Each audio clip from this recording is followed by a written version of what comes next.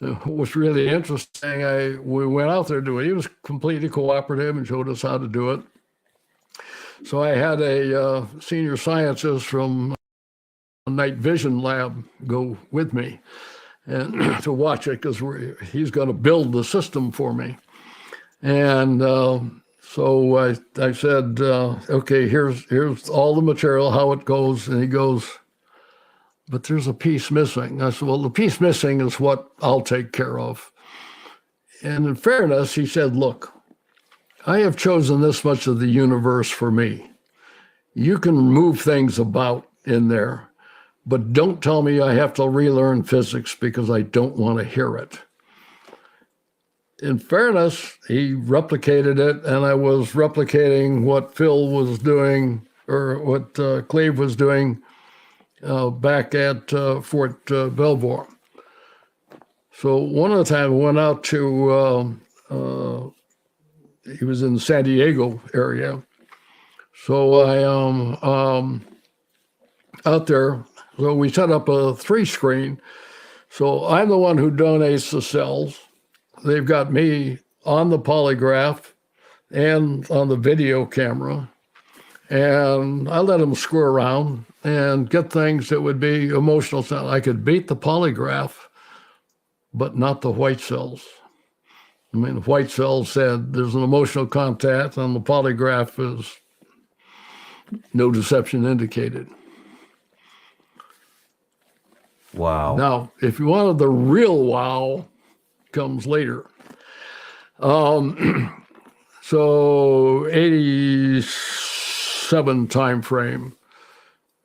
General Thurman, who's then the vice, gets the National Academy of Science or National Research Council, and he knows that the Army has been looking at a lot of weird stuff.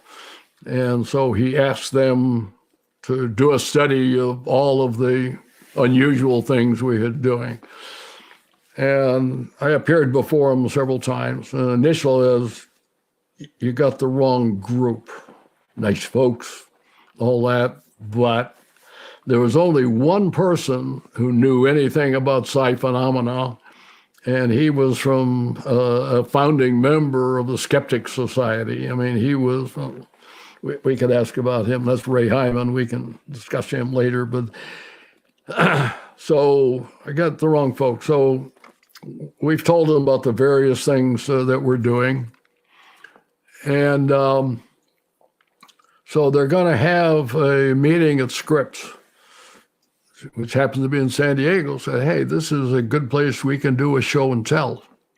You know, we will take them to Cleve's lab. By this time, Cleve is out in San Diego area. He's running his polygraph school there. And he's on the 6th floor of a building.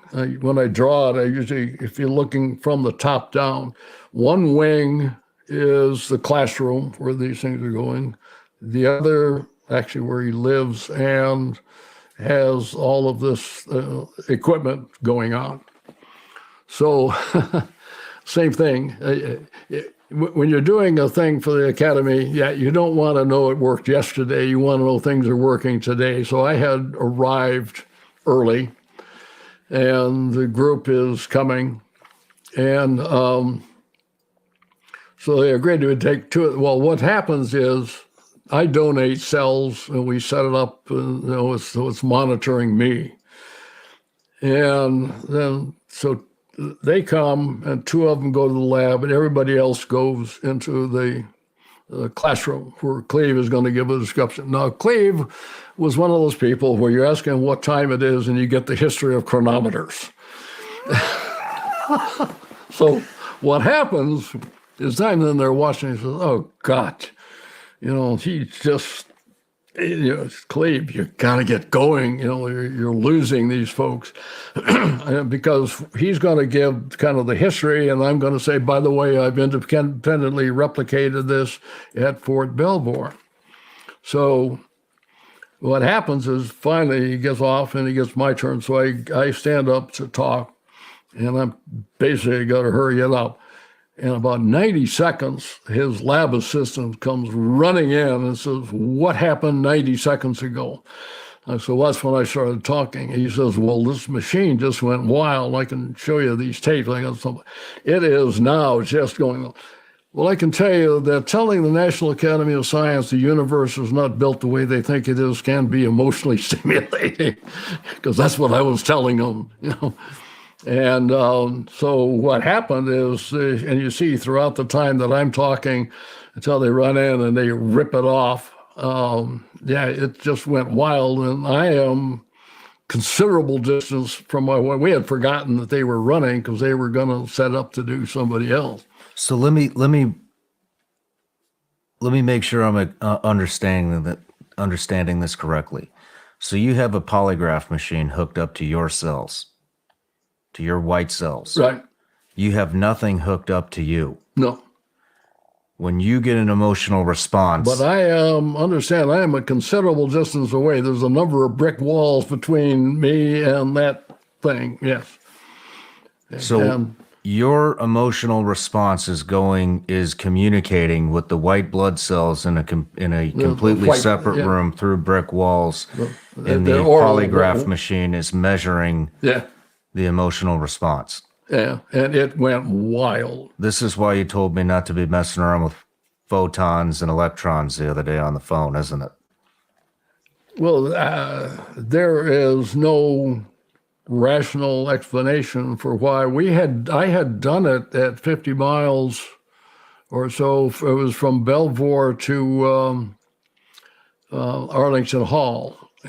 At that time, INSCOM was at Arlington Hall Station, and I had the lab set up down at Fort Belvoir. So I am going to see Stubblebine, and I know I'm going to tell him no to something he does not want to hear. And sure enough, now this isn't one where you have the instantaneous, absolute control, but I drive up there and you definitely see a response to my cells, 50 miles from 50 the event. miles? Yep. 50 miles. Yep. But see, when Cleve counts primary perception, we don't think distance should make any difference. So it's not physical difference, it's, what is the connection? In this case, we do know that's between the cells that are being monitored, and they're responding to the emotional state of the donor.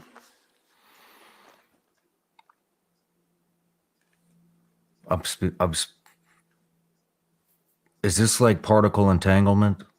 What is this? Could be.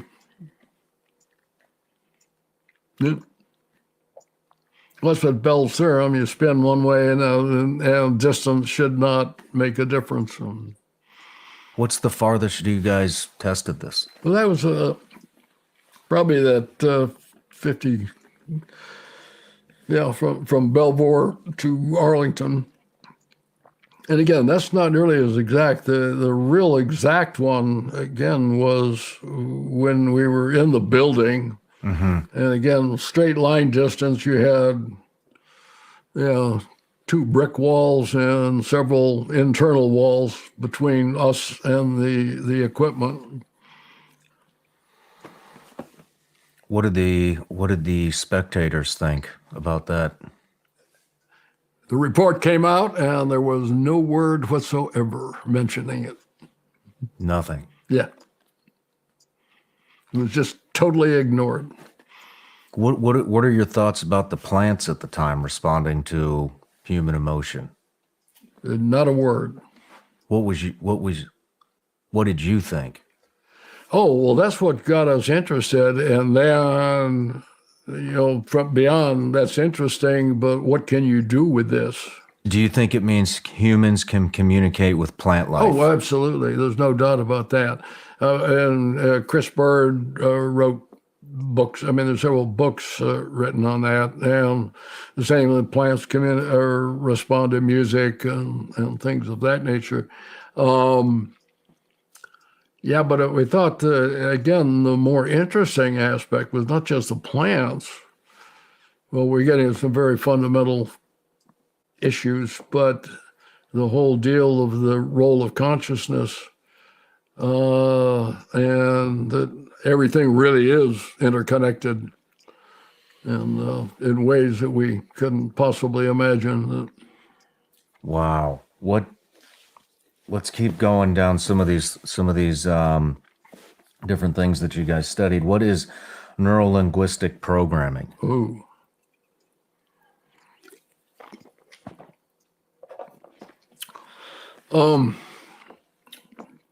Interestingly, the NLP, or neuro-linguistic program, was the one thing that this panel said probably had some application. They said none of the other stuff had any practical application?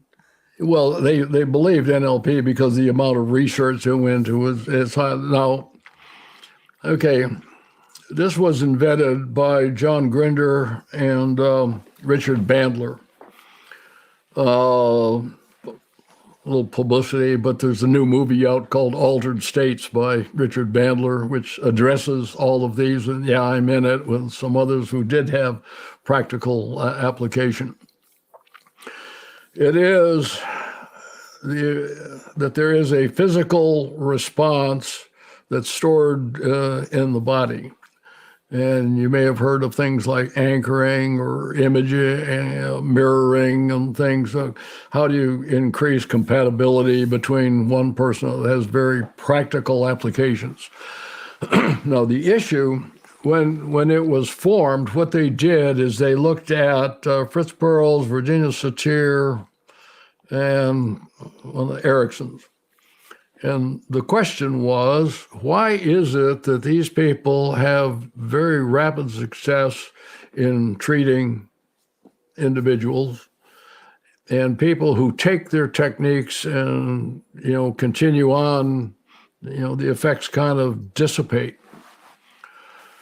And so they had come up with kind of it was a critical path model of saying these three people who were the primary ones, that were doing certain things that people don't follow up on exactly enough. Now, we're so many applications. One of them was that, again, the bad old days, we had things called LTs, or legal travelers. And this is when you're getting into the spy routine, and they were interested. So somebody comes out from the Soviet Union. It's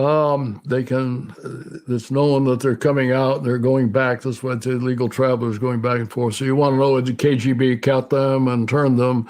So you've got to be able to reestablish rapport very quickly. And they were using these techniques for that. And of course, then they're doing polygraph and all of the other things on it. But that was one of the practical applications. I had Richard Bandler under contract. I'm convinced he's the real brain. John Grinder, and another guy you may know called Tony Robbins. And these guys were under contract to us. So our practical application, we did something called Project Jedi. This was multi-agency that I was running, and one of the things all agencies had together was they shot things. And the other is that it's highly quantifiable. You hit the target, you didn't hit the target. There's no, I feel better, I didn't. Now remember that when NLP was formed, it was formed to fix broken people, i.e. help in therapeutic modalities. Our question was, we got really good people, how do we make them better? And so kind of a different application to it. So in Jedi, what we did is we said, okay, we went out to the world, could have got anybody, said, who's the best pistol shooters in the world? And the answer came back, you ought to be looking at the Army Marksmanship Unit. So we brought in the Army champion, the inter-service champion, and their boss, and worked with them. In fairness, Tony was one of the ones working with us, but we went through the whole model. of how do you shoot, and also key was what do you think about shooting. And for them, shooting's a good thing. You can protect your life, you can make a living off of it, and all of that. Physically, we would have them shoot, and you could get them way the hell off balance, and they would hit the target pretty well. But there was vast difference in their technique.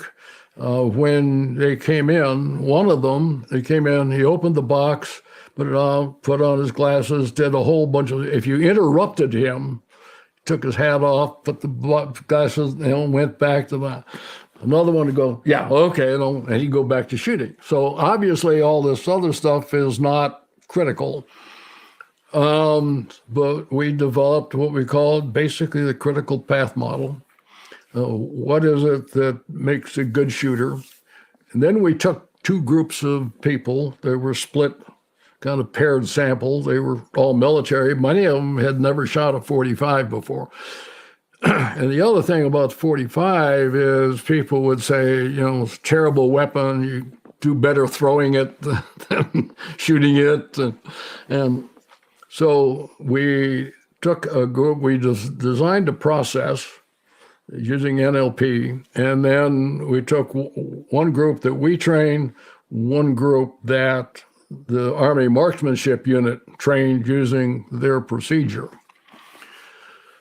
Our problem became that everybody had qualified using the NLP technique within the first day. By noon the next day, everybody was shooting expert. I mean, there was no place to go. The Army Marksmanship Unit went their 4.5-day course and shot. So we've got an obvious advantage in ammunition and those sorts of things right off the bat. The other thing that we did do, though, is we took, a lot of it was visualization. Well, I'll give you one of the big aha. And credit Tony for coming up with this. It was called the success cycle. The point here was normally when you shoot, you put the thing out 25 meters, whatever it is, and shoot until you hit the target and then keep going. We didn't do that.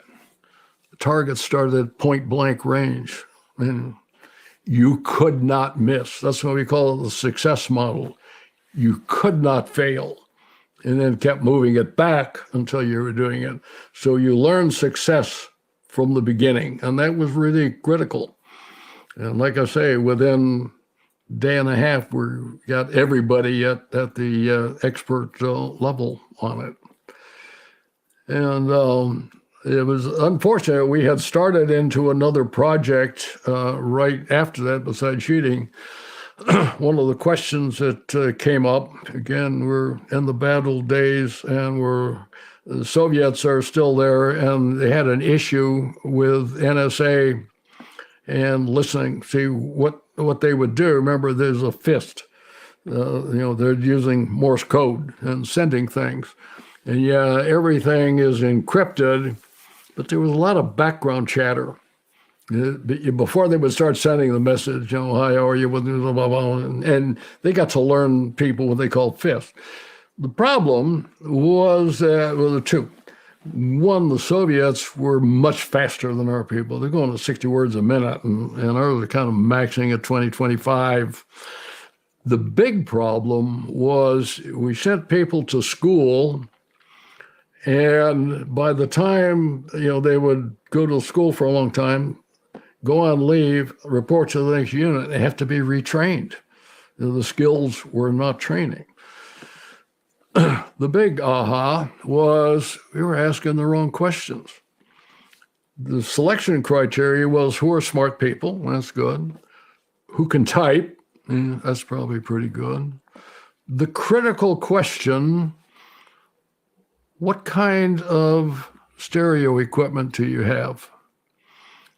The point is, what you were looking for, and they didn't know it, were audiophiles, people that hear differently. That was the critical component to it, as opposed to can you type and are you smart? What do you mean people that hear differently? Well, the reason people are audiophiles, and I've got one, I mean, you see the extent of his equipment, it just blows me away. I mean, being deaf, I just can't hear very much anyway. But these people were, had very finely attuned hearing and were investing in that, in the kinds of equipment that they would buy just on their own. So that was the critical question. Now, you could have, and we did not go. We ended up getting, it's about the time that Bert got terminated, we had to end the studies. But yeah, it was just the things these were kind of out of the blue sort of things that you would not have anticipated, but you could learn. Again, the basic thing is a critical path model and knowing what you're looking for. It has tremendous application. Now, some of the things I saw Richard do, and again, I'm still in contact and whatnot with him. We had a guy who was working with us who was CIA. His name's Andre. He was the only guy who got captured in Lebanon that we got back alive. And of course, after that, he couldn't go back undercover and that because he'd been captured. So what happened? He says, well, the cavalry came over the hill at just the last second because they were about to do him in. But the point there is, this is really a strong emotional event. And we were able to go back and recreate history as if that event never happened. Now, these are fairly sophisticated techniques in that, but you're literally changing the history, and got him to where he could pass a polygraph as if he had never been kidnapped. No kidding. So, like I say, it's very significant in the applications that were there. Are they still studying Who these? is they? The government, whatever programs. Not as far as I know. And as I said, I know Richard. I talked to him a few months ago, and he was in Vegas. And now they do teach commercial courses that are available. Now, this is one of the problems. This is why I mentioned before Futures Command, trying to explain to them, what we did and where to go, and were you successful? There were failures too, of course. But, trying to get them to not have to relearn history, but we have a propensity for reinventing wheels on a continuous basis. There's a story about a turtle. Okay. Can you tell us that? Oh, no, that's that's a little different. The turtle was the name when you fit the guy who fills a slot behind you and it comes up behind you. And that was one where the guy who had taken my position as an S1 in Hawaii, and I bumped into him years later, and he had been assigned to the Military Personnel Center. Now, understand, from the time I went to CGSC until I retired, I was never assigned by the system. It was always one general to another, and then he would tell them, fix it.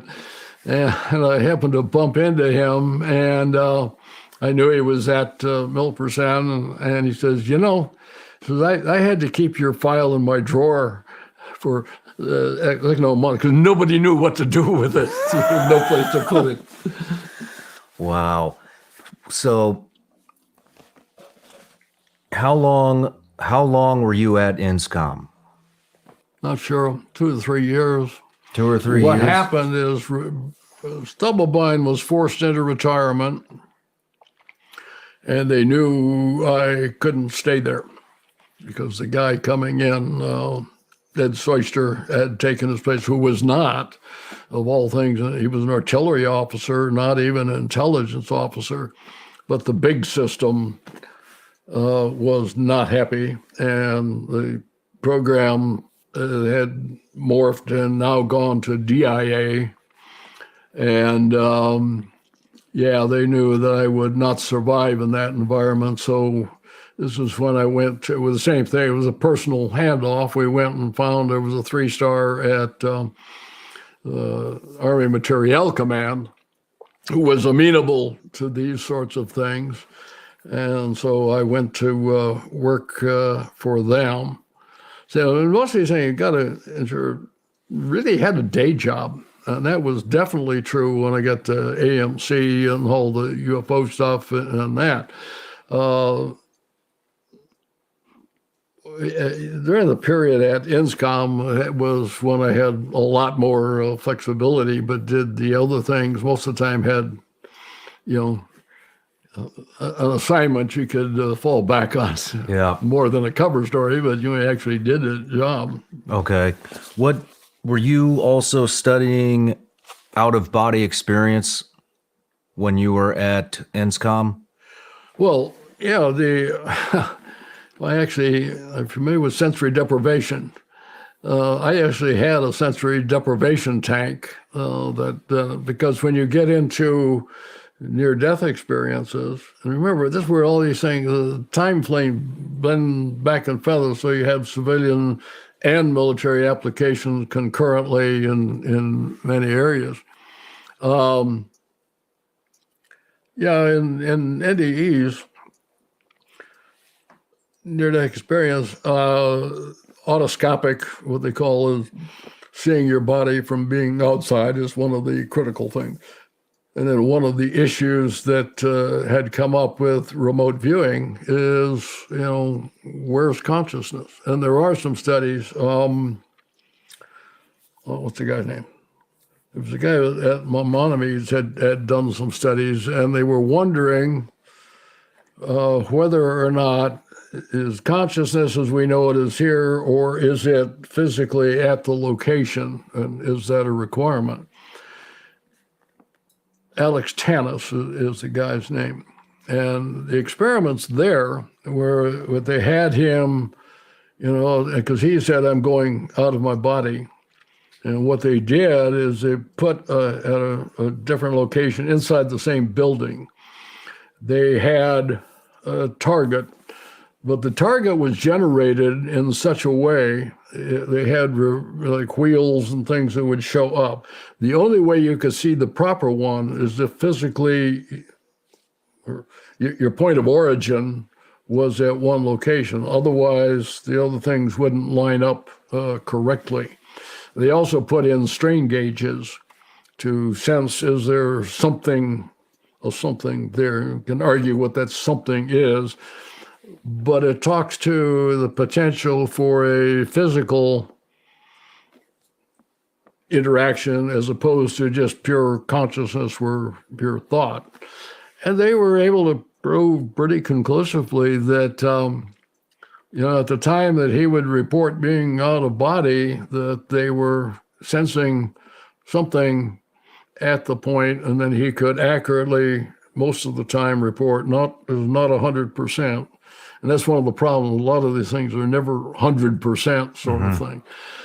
But in order to see the representation and report on it correctly, the point of origin had to be at this known location, which suggested that, it was out of body.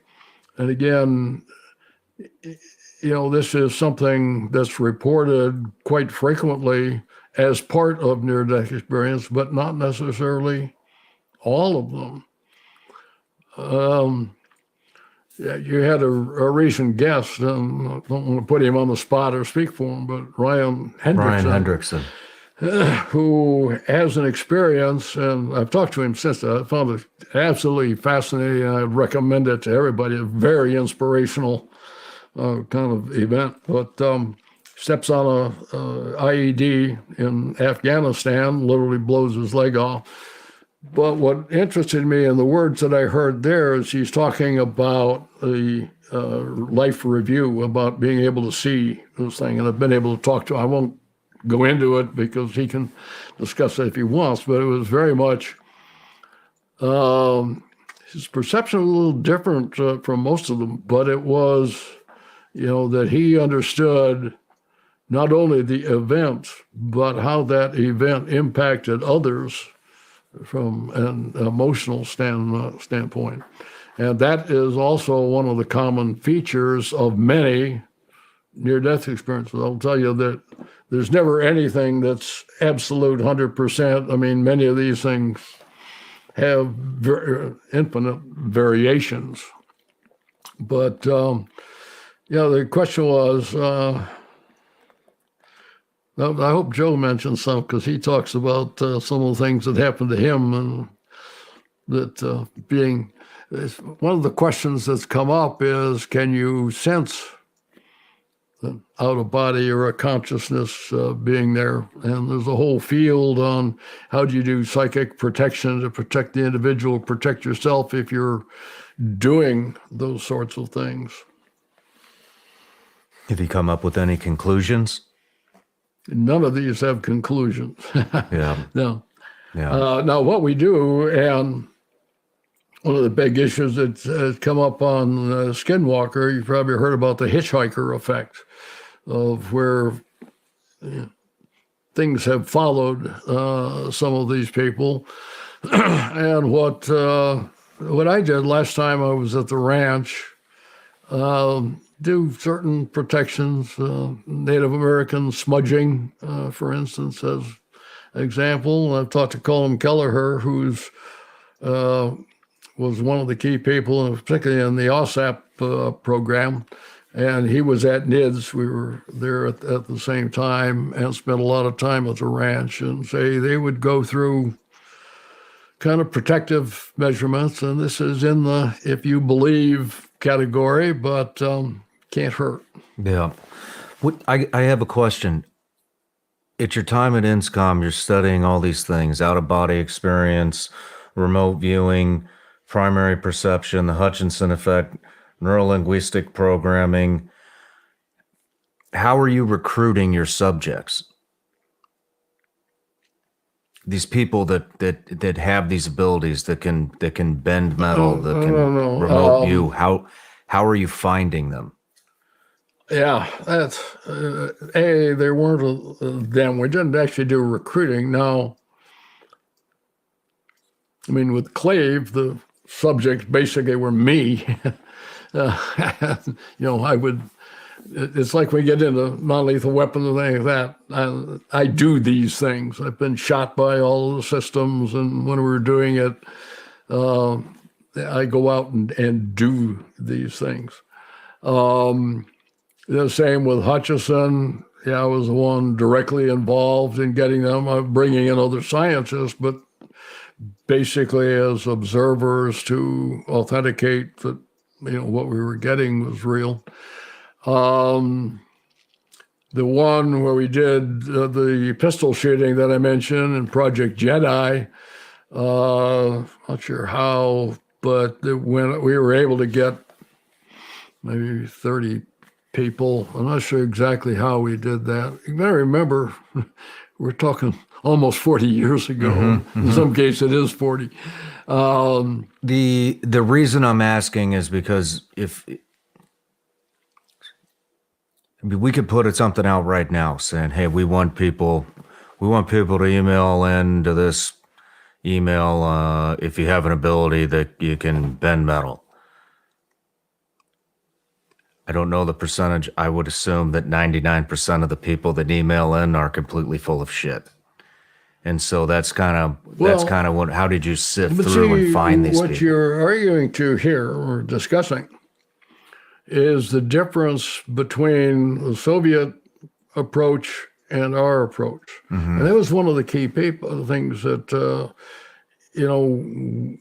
the question was, do I take intelligence people and teach them to be psychics or have those capabilities, or do I take psychics and teach them the additional skills? The Soviet approach was to go out with a broad net and look for people with the skills and then bring them in. Ours was, I think, much more constrained. And if you look at the people who were brought into the program, a lot of them didn't know they had these capabilities. Interesting. And one of the things in the program Although you mentioned Stargate, because that's the best known. It had a number of names before that.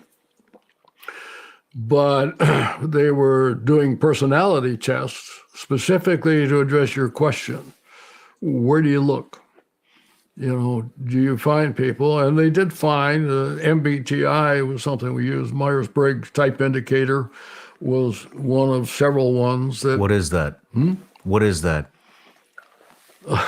Well, it's a very well-known psychological instrument that has the 16 categories of, I'm an INTP, Okay. but looking for, when they tested the people who had these innate capabilities. And now, there's another question that has come up. And that is it better to find a natural, or can you train the capability? And that's where the guy you interviewed yesterday, Joe McMoneagle, is, quote, a natural. And he was remote viewer 001, and I'm sure described all that. We found other people. Well, did he go into Ingo Swann? Because what happened was one of the three people that SRI used initially was an artist in New York, Ingo Swann, and he came up with his context of the matrix. So the critical question is this a trainable skill? And now there are people out there now in the world teaching remote viewing. And there are people who do it naturally. And I would argue that it's like all skills. Everybody has some skill at it, but, I'm never going to run a 4-minute mile, that. So there are, limits. Can I get better? Yeah. And that's true with most people. Do people have psychic experiences in it? Absolutely. Do they recognize them? Maybe, maybe not. There are a lot of people who will deny it, but when you get into it, the phone ringing, knowing who it is. That was before we had caller ID. But there were things like that made sense. So I don't want to take anybody's living away, but it's. Can you improve? Yes. Are you going to be a Joe McMoneagle? Yeah, probably not, depending on where you are. And so having natural skills. We saw, by the way, one of the things that came up in near-death experience, initially we thought you had a discrete event that happened in a very short period of time. And that was a precipitating event that might have happened, accident, illness, whatever. What we found over time is many of these people increased in psychic capability. We had a lot of them who became particularly psychokinetic. I couldn't wear sensitive electronic equipment or being around that. Became telepathic, became precognitive, and that seemed to increase after NDE. So these events are happening out there. Yeah, can you enhance it? Yes. Can we program it? Are there potential dangers? Yeah, there are, and that's the piece that nobody wants to talk about. That, I don't know if you use this, but my digression, talk because he's dead, was Subelbein, who after retirement, and we stayed friends for a long time, and he went off the cliff. And one of the dangers we've seen when I had put together the UFO group, one of the things we agreed to do was to watch each other. Specifically because we had some people literally go crazy and say, if you see somebody going off the cliff, you'll say, you're going off the cliff. Doesn't mean you pull them back or stop them, but we agreed that we would watch each other. And if you see the symptoms, do it. And there were several that, just there's no other word for it, but. Wow. Yeah. So all of this has to do with human consciousness. With what? all of this has to do with human consciousness, Right. obviously. The stuff with the plant really gets me. The plant. Mm. Do plants have consciousness? Yes. Well, let me drop back even further than that. And this is the fundamental issue. If you're familiar with Max Planck, German physicist and that, and use his quote or approximation is that consciousness is fundamental. You cannot get behind consciousness. And the implication here is that the physical arises from the consciousness as opposed to consciousness arising from the physical, i.e. being something that's generated in the brain. We're into deep philosophical kinds of things, but that's pretty profound. Yes. Because everybody has thought, I think, therefore I am. No, you am, therefore you think, is kind of more appropriate. But it gets into,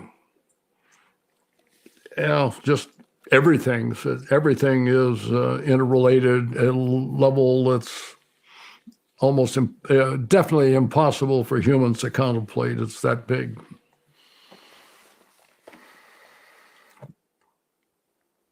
I don't know whether to have this conversation right now or wait till the end, because I know we have so much more to cover. But okay, well, where do you think we can move it? Where do you besides think? They can cut and splice. Yeah, where do you think consciousness exists? Oh, consciousness is. We exist because of consciousness, not the other way around. Is consciousness? See, if there's a Big Bang, I happen to have some problems with that, but it says that consciousness created that, and everything, the physical universe evolved from consciousness. We had spoken on the phone a little bit about some of the intelligence failures that you're aware of, and I would like you to expound on that a little bit here on the show. Well, there are various ones. There's certain ones we can go into Vietnam, but the one I was explaining I was invited to a classified conference down at MacDill on future technology. And we listened to, we're going to do this, we're going to do that. And so finally I'm sitting there and I said, has anybody heard of Purple Rain? Which is not the name of the program, but I got this blank stare and whatnot. I said, well, your future technology, we deployed 30 years ago. Where is the institutional memory? So Pete Schumacher was then the sync. We still had sync of SOCOM, and I wrote him a letter and said, here's an example, but somebody needs some oversight here. We need a graybeards panel of people who remember some of these things, because across the board in soft units, they operate in small groups. Information goes around. They're very innovative. So a lot of these things work. But if you're going to get this out, there has to be some way to, make the information more available. The result was that he set up a panel, like I described, with people from various elements of the soft thing that could come in and look at the various technologies. And we did that for several years. What kind of technologies? Well, like I say, this was one. Yeah, it's been uncovered now. Specifically, they were looking at ammunition that would explode. Okay. And the new idea was that we would insert information or ammunition into enemy stockpiles. And we actually did that in Vietnam. We had, the 7.62, their calibers of stuff for their AKs and others. And you would take, in this case, an entire clip, and one or two rounds would be so you could fire it, and then it would blow up on them. And the idea was not just blowing up individual weapons. It was obviously making them question the reliability of the system. So you're attacking something much bigger than just blowing up a single weapon. But that was a specific example, and we used to do that. I carried certain round clips with me that when we found a cache, would leave some behind, and then I had to report, by the grid coordinates as to where that went in. Interesting. And again, nobody, when you ask these guys, young, bright, innovative folks, thought it was probably a neat idea, but also thought they thought of it. That was happening all the way back then. Yep. I did not know that. Well, and my concern is that those sorts of things still are. Because, like I say, information does not get spread. It gets spread, word of mouth, people who are from the, A team, oh, we did this. But we have a propensity for reinventing wheels. Mm. I'm 100%. I'm sure that's in TTP too. What works, what doesn't work. Yeah. And unfortunately, that often produces casualties and you're finding out better ways to do things. So you're saying there needs to be, it's funny you say this because I know everybody thinks that this exists, but you're talking about a centralized location where lessons learned, new tactics, future technologies is all centralized and then disseminated into... There are historical units, but they tend to capture the big picture sorts of things. And this is one that would never have come up unless they thought it was a technology to be developed and then spread out. On A teams, and I'm sure on SEAL teams, the way the old guys trying to teach the new ones and that. One of the big things that I think changed between my era in Vietnam and Iraq and Afghanistan is we deployed as individuals most of the time. I went as Delta Company of the first when we went into Thailand, but that's because we were creating the unit there, later became 46th Company. But in Vietnam, we rotated as individuals, so you didn't have the traditional camaraderie that you have where a whole unit sticks together and moves and has common experiences. You had people who were constantly rotating in and out and had to make up the team.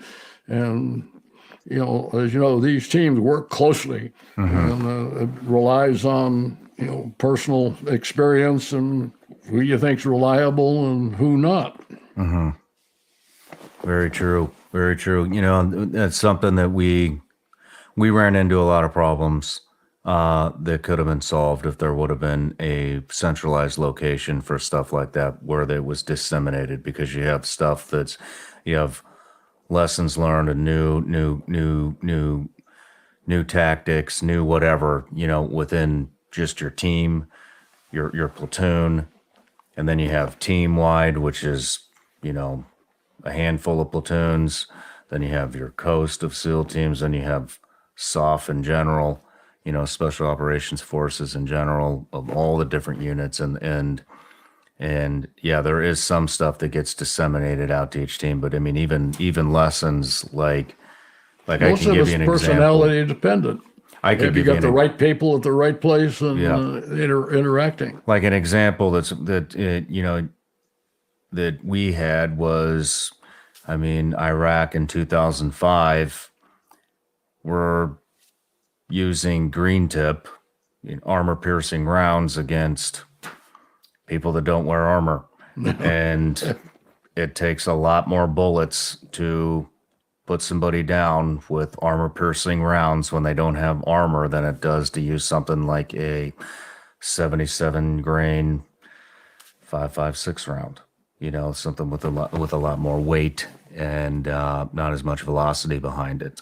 But we had to find out the hard way, unfortunately. And that's 2005. That's 4 years after the war started. You would think that would have been disseminated long before that. And so I'm just 100% in agreement with you there. One of the things that we found was, again, things you ought to know, but I'll give you a specific case. Sergeant Logan, he was down on Nui Koto that I mentioned before, and they were doing a sweep, and called back. We were the closest camp, and gave me his location with a makeshift code.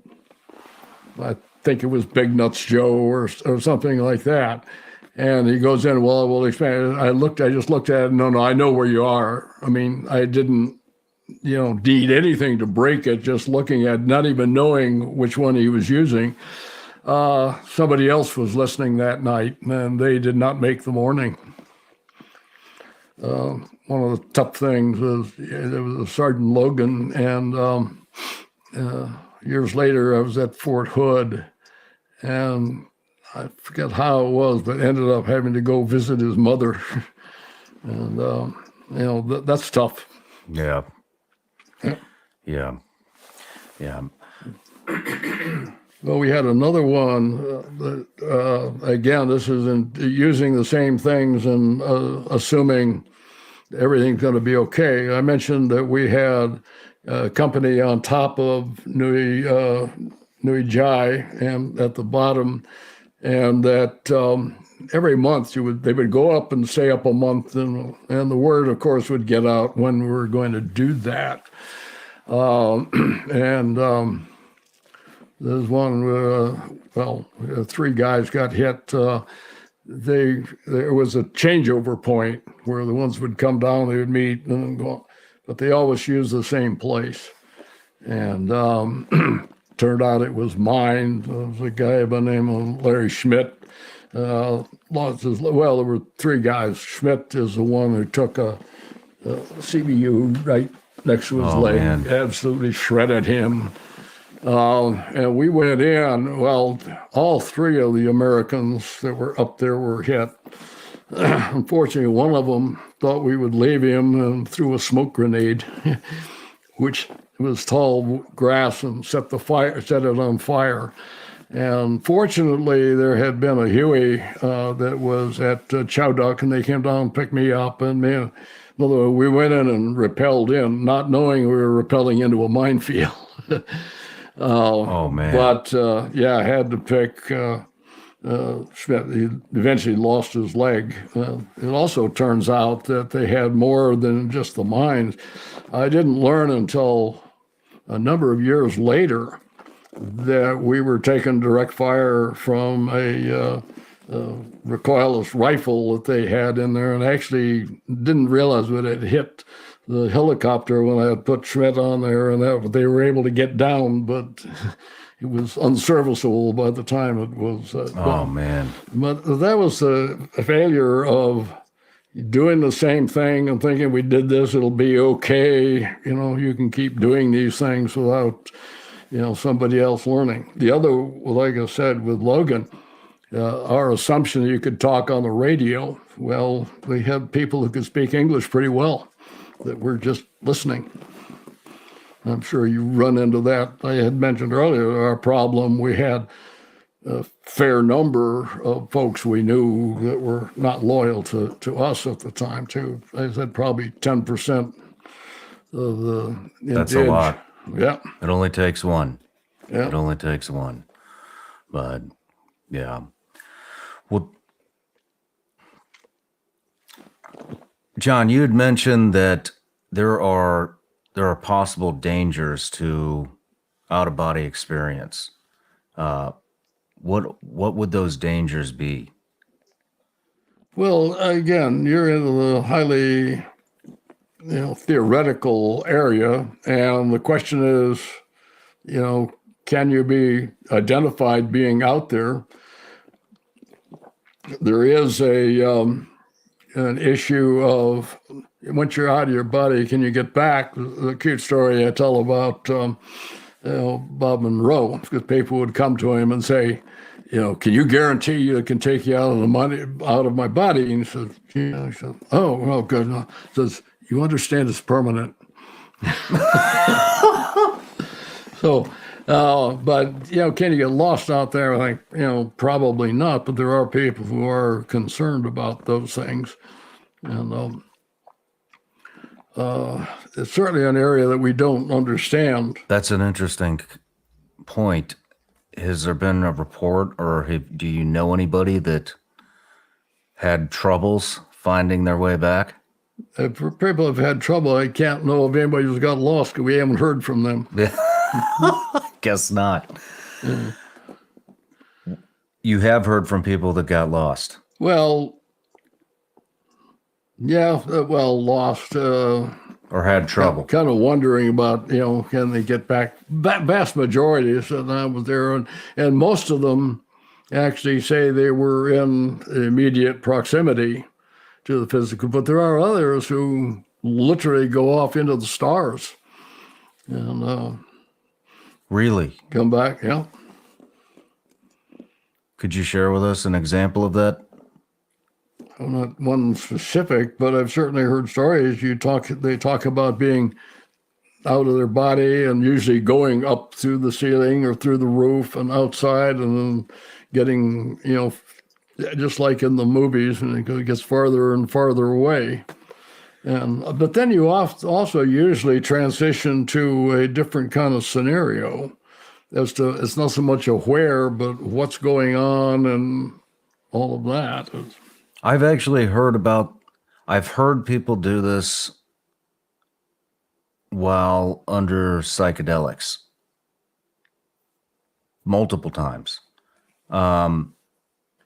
Do you consider a psychedelic out-of-body experience and a near-death out-of-body experience the same thing? Well, the short answer would be don't know, and you'd have to know the specifics. Now, one of the key things about NDEs normally is it's like a critical emotional response. And when I was president of IONS, we would get letters and say, I often say, well, I wasn't dead, but, and they would describe these experiences. And the caveat is, but it was like yesterday. So the difference, I think, is in how they're remembered, because many of these psychic experiences, you go, well, yeah, it was kind of weird, but like dreams, it kind of dissipates over time. For most near-death experience, it doesn't dissipate. It's just like, people would write, oh, it was yesterday, and it's ingrained. We were just screaming yesterday. Vietnam was yesterday. So there are events that are implanted more strongly than others. What about, you'd also mentioned something about possible dangers when remote viewing into different dimensions. Into what? Into different dimensions. Yeah. Well, again, we're in a highly theoretical areas and don't know. I mean, I was going to say we're at the front end. The reality is some of this has been going on for centuries, just under other names. We didn't call it remote viewing per se, but we've had psychics that have done things, again, throughout human history, that they would do, interventions and things out there. In general, I would say the dangers seem to be more in the psychological arena of folks coming back who are trying to integrate highly unusual experiences and not understanding how that fits into everyday life. I would say that, for instance, with near-death experience, most people who have them rarely talk about them for years. It takes them a while to integrate the reality as they know it and inculcate that into their lives. I saw a thing recently said, 3 to 4 years is kind of an average time for people to come forward and say, we have, now it is changing, and that's mostly because society has changed quite a bit. When we first had IONS, there were no TV programs that discussed this.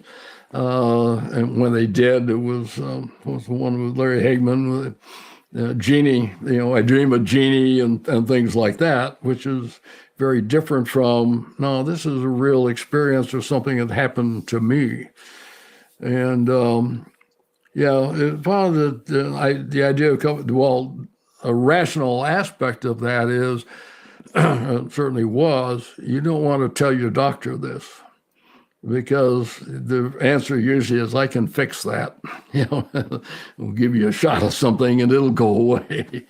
And, that's been very common. I know a number of people. They will also say there's a huge difference between talking to doctors and talking to nurses. Nurses tend to be much more accepting of these sorts of things. Doctors come from, in general, a much more materialistic worldview. Again, that's changing. It's amazing to me now as to how many doctors, like Eben that we mentioned earlier, are coming forward and have had their own NDEs. Now, his was obviously life-changing.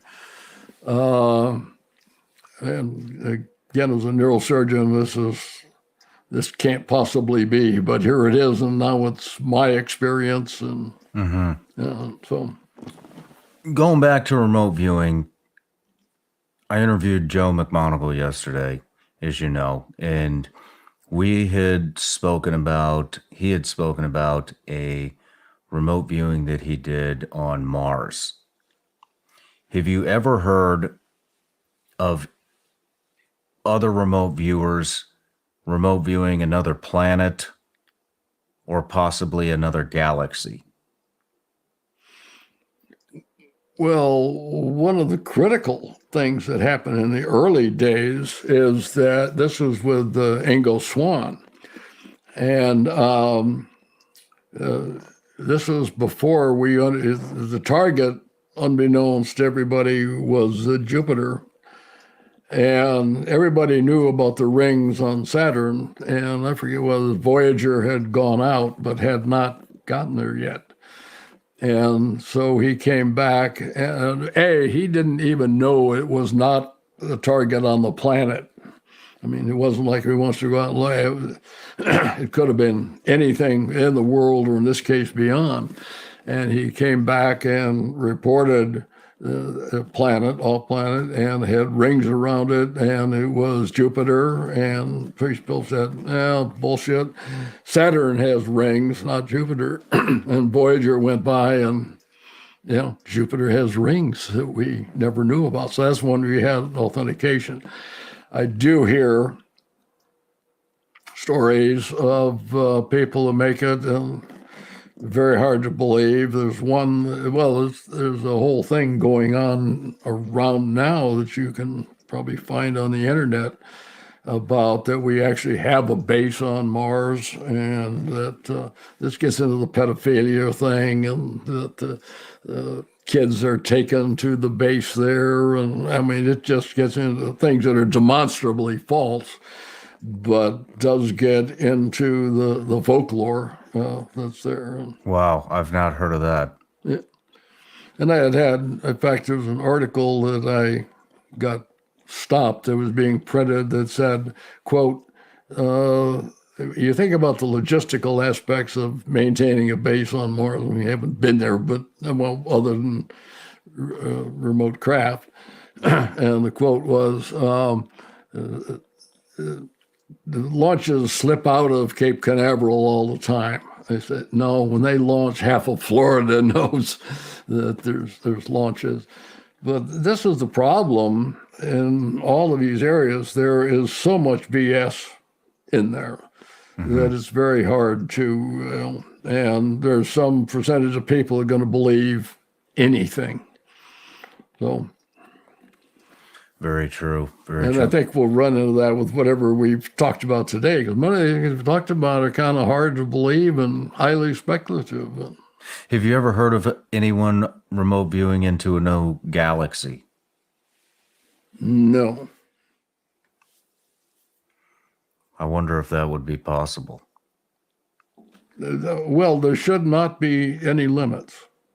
That doesn't mean somebody has or has not done it. The question was, have I heard of it? No. But it's certainly within the realm of possibility. Now, one of the issues that had come up early on regarding the accuracy of remote viewing had to do with the ability to verify the event, that you had to have at some time, as we did with Jupiter, for instance. Yeah, we flew by and saw that it was accurate. So if you get into areas where you can't verify it, then it's in the, who knows, and going to, at least at current time, foreign galaxies would be different. Maybe a black hole. That would be interesting. Yeah, well, there's a whole, heard Joe talking about some of the scientific applications that are in many areas where you can, send this, but we're talking about putting consciousness into an area where they can get accurate information. This has huge implications in all of healing. And a guy we never mentioned was, Jose Silva? I don't. Silva Mind Control. Oh, it's a whole school. And Silva has since died, but his mind control, this is global school that goes out. I was actually a state representative in Hawaii for a number of years, quite a while ago. But Jose had grown up, he basically literate. He was in a big family. Father dies. He's the oldest child, so he has to pick up and make the money. So he worked in a barber shop. And the barber was interested in electronics. And so what he did, he says, well, like an extension course. And so Jose picks up and he says, can I look at these? Yeah. So he learned electronics from reading the barber store and whatnot. But he also found out that he had the technical capability to pick up on where errors were in electronic systems. And he gets drafted, he goes in the Army, and he goes to electronics school, and almost everybody else is an officer. He's an enlisted man. But he did not know the mathematics necessary to continue, but he had this uncanny ability to fix the radios and things. So what he did was in his course, he traded information. The officers who'd all been to college would teach him math, and he would teach them literally how to use their hands and find errors in electronics. Now that later changed to doing similar sorts of things with human diagnostics and disease, and very, very effectively.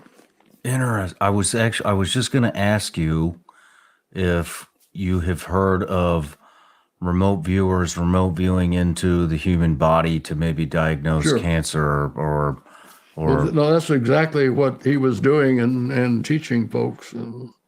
Very interesting. There's people who seem to be more sensitive to, the healing aspects of it. I'll give you a strange case. A guy that I was just talking to, a friend I've known again for decades. I'll give the name, Melvin Morris. And Melvin was known for children and near-death experience. Long story, he ends up in jail in Delaware prison, and had visited him there.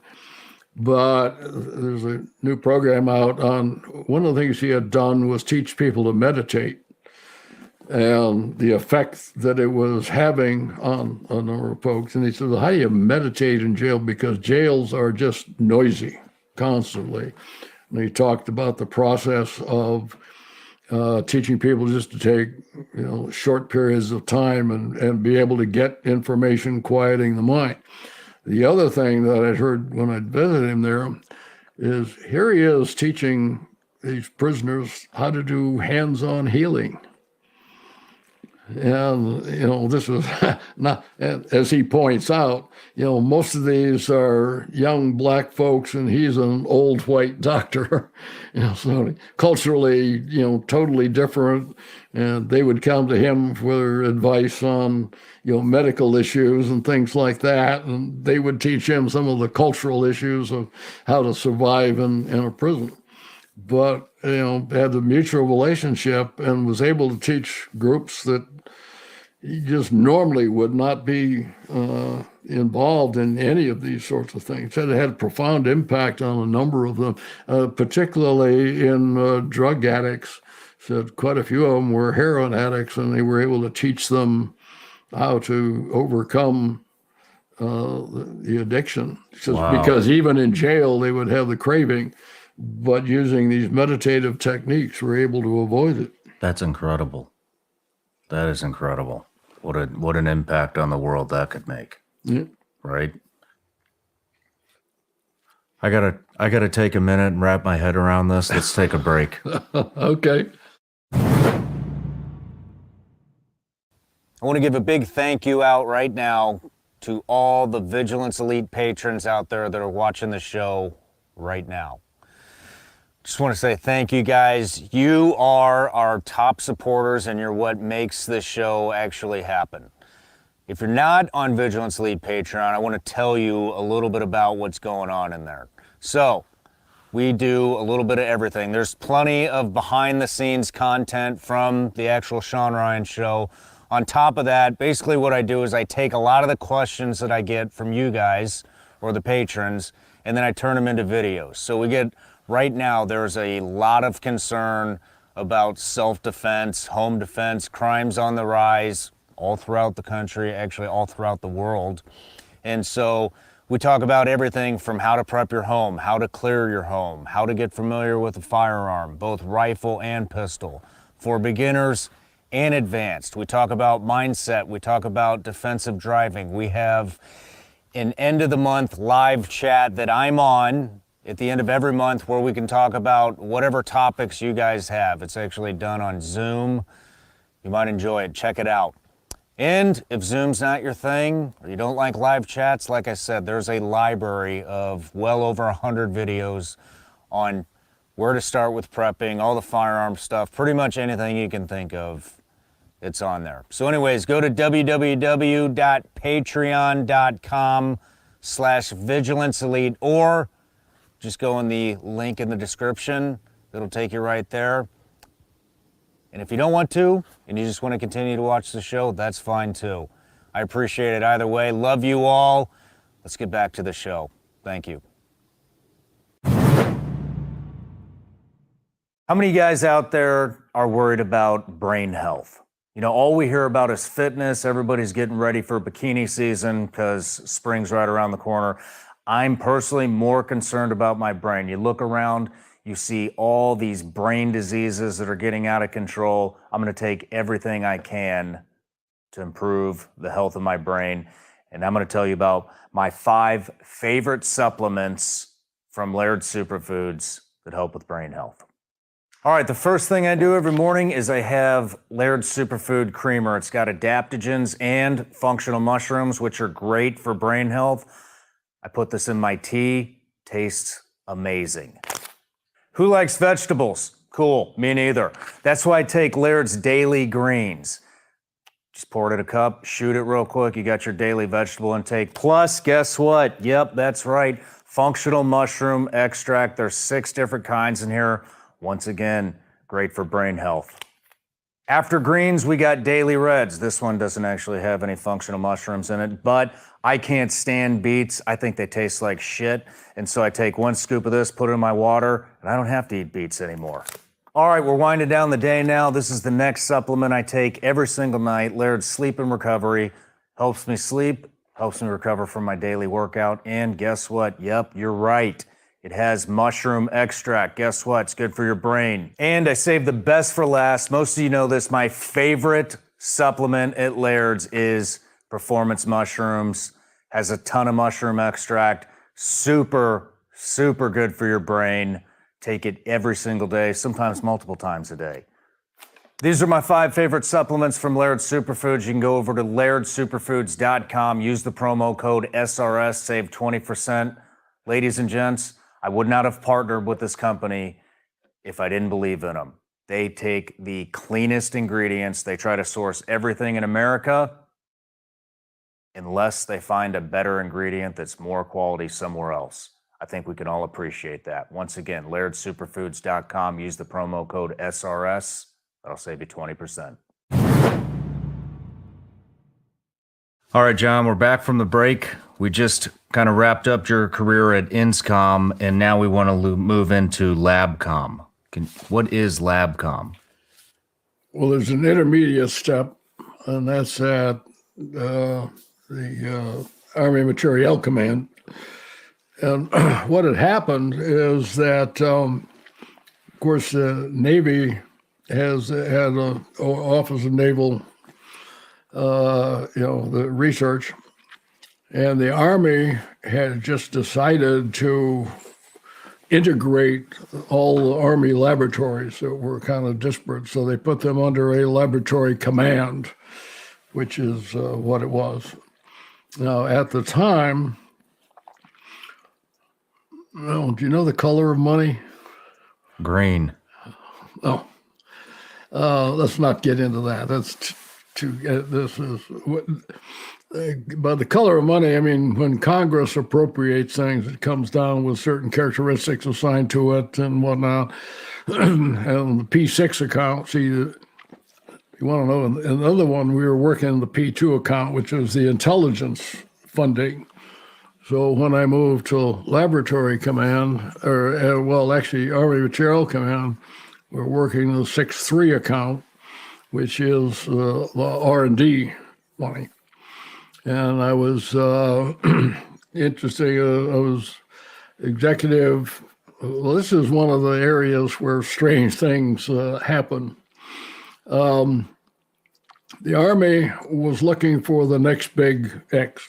They had just done the big 5. And that was the Abrams tank and the Bradley and the helicopters that had come out, the Apache and that, and then the 5th one, the missile, Patriot missile. And it was the Black Hawk Apache and Patriot. And so the question was, okay, those are just getting fielded, what's the next step? And I was the military guy in the office that was running this at Army Materiel Command. I don't know if you want to digress, because this gets into the serendipitous kinds of things. Let's do it. There's a guy who's working that program, and I know it's in trouble because I'm handling all the paperwork that's coming through. I'm working for an SES.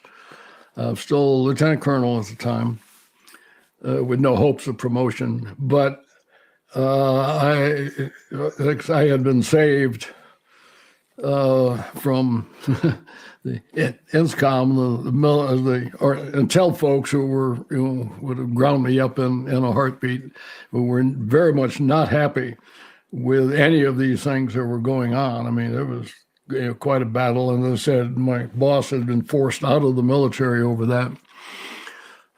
So I'm watching the paperwork in this program, and the guy who's running us out on doing a tour, because it was all over the country, had laboratories, mostly civilian laboratories doing all the work. And looking at it, and I'm seeing some memos come through from our 3-star boss, and they're dripping in blood. And I'm going, Harry, won't use his last name, you better get back here. Oh, no, I'm going to go on. I said, you better get back here. And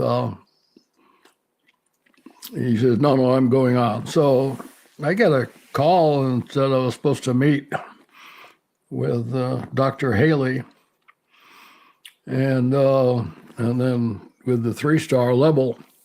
And they asked me a question like, where do you live? kind of a strange question here. I was in Springfield, Virginia, and they said, "Oh, by the way, next Monday you have this program," and it was huge. I mean, it was.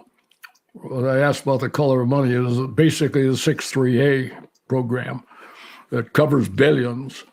Now, I didn't control that, but you had oversight over all of the laboratories that were doing these things independently.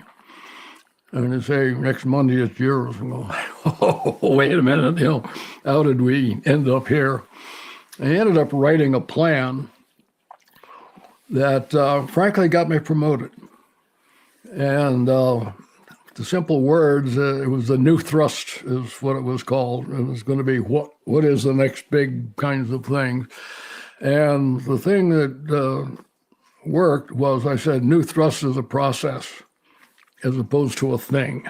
It's a procedure for how do we transition from early R&D into research or engineering development and those sorts of things. So I had the step that was between pure R&D and research or engineering development. So this is a huge step in there. And I went out to this guy's office in Tyson's Corner. I'm going and I'm looking at it, whose office is this? And they said, it's yours. And I said, any four-star general saw this, he'd get killed. I mean, we literally had the Shenandoahs, the mountains, and they had leased. And that was part of the problem. They had spent an awful lot of money and overhead and things like that. But really nice.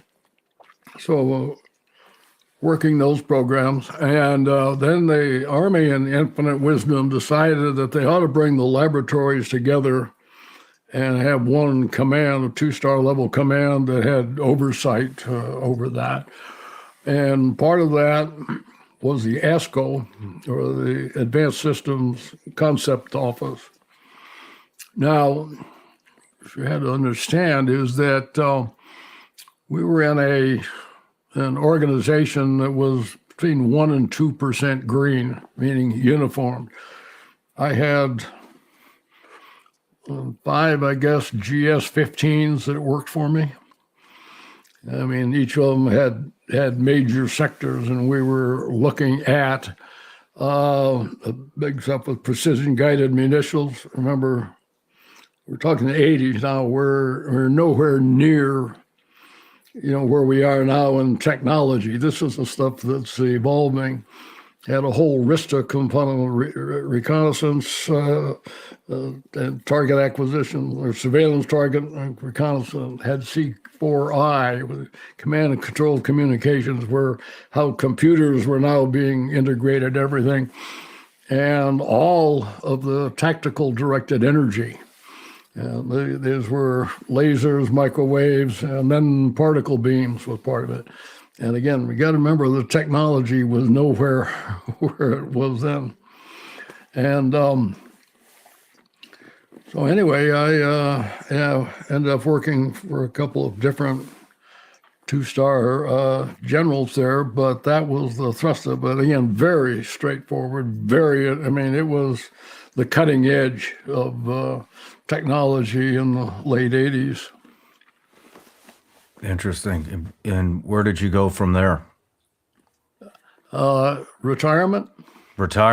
Yeah, what happened, position became vacant, and we had talked before about Military Personnel Center. Well, they don't like it. As I said, I had been passed into all of these positions from general to general, and them being told, now, fix it.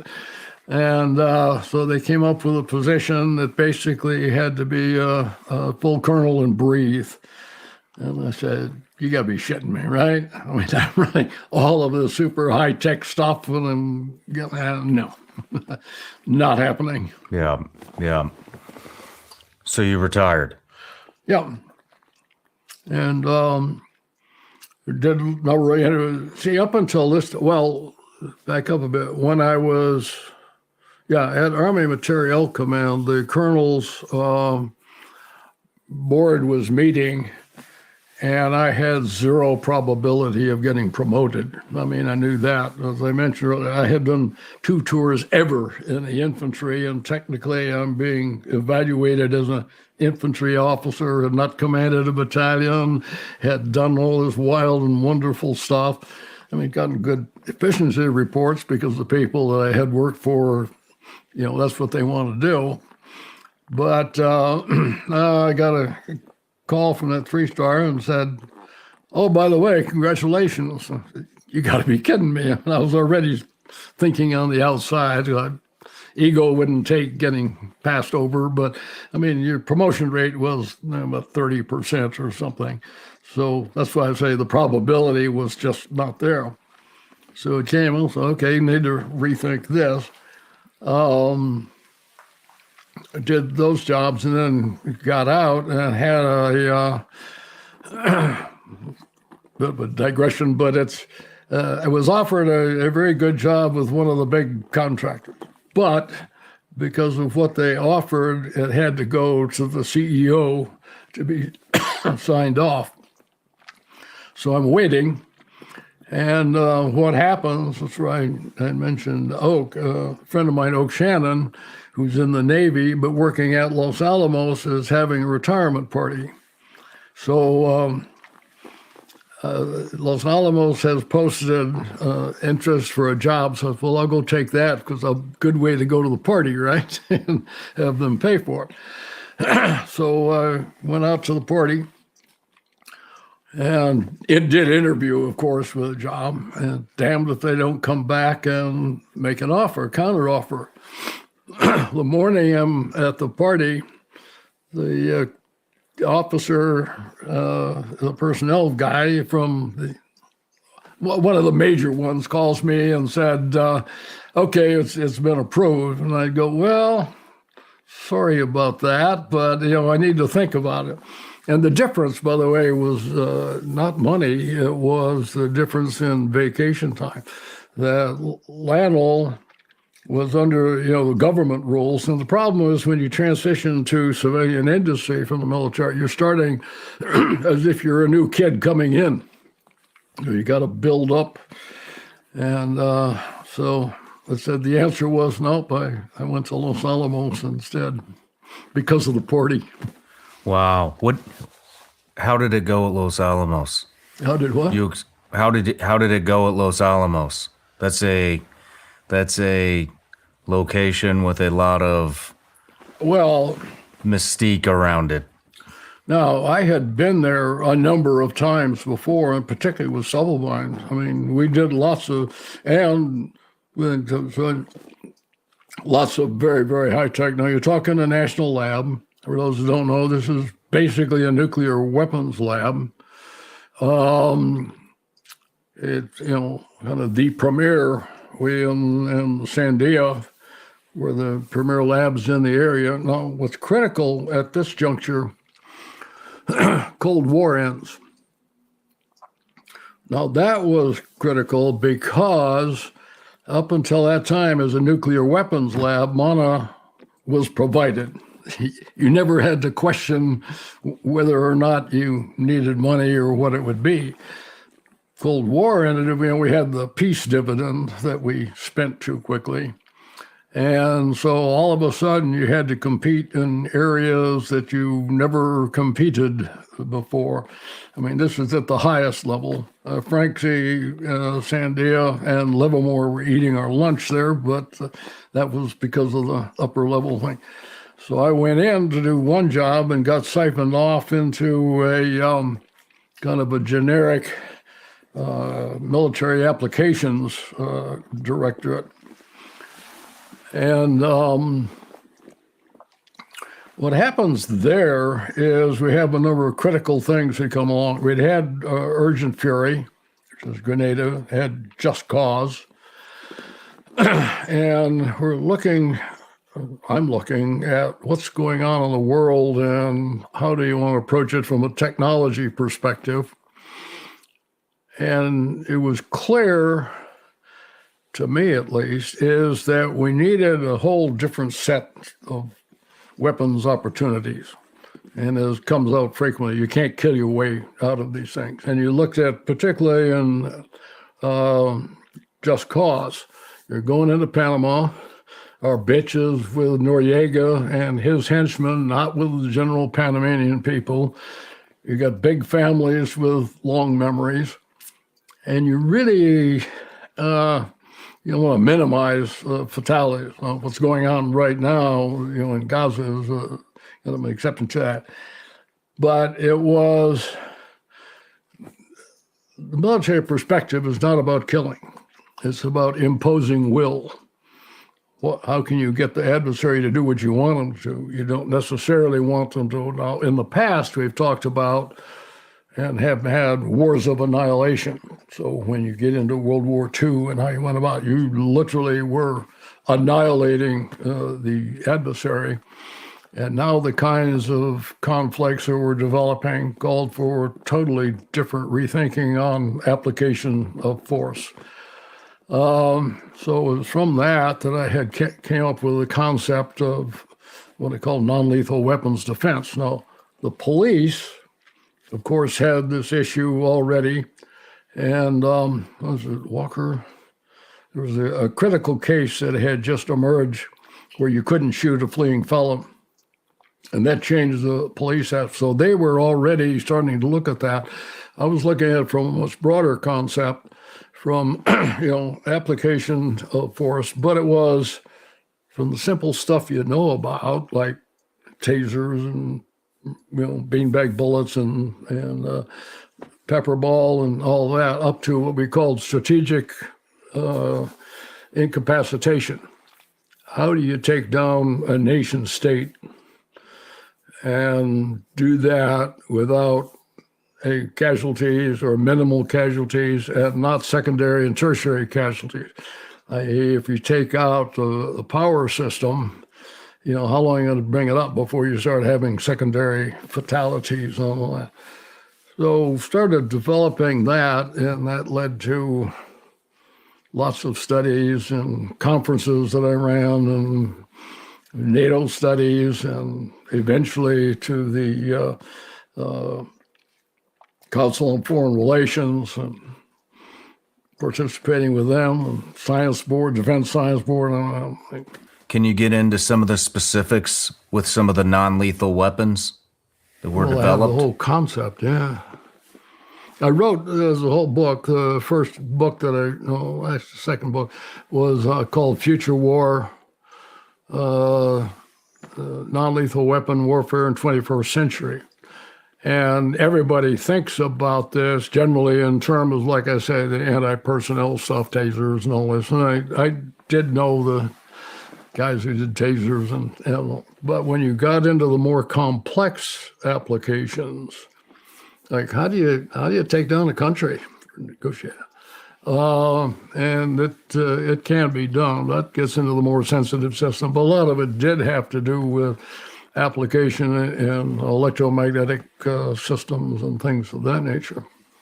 Can you get into that, or is that stuff sealed? Well, the problem there is I'm primarily dated because I worked at Lanol and then I retired from there in 95, the second time.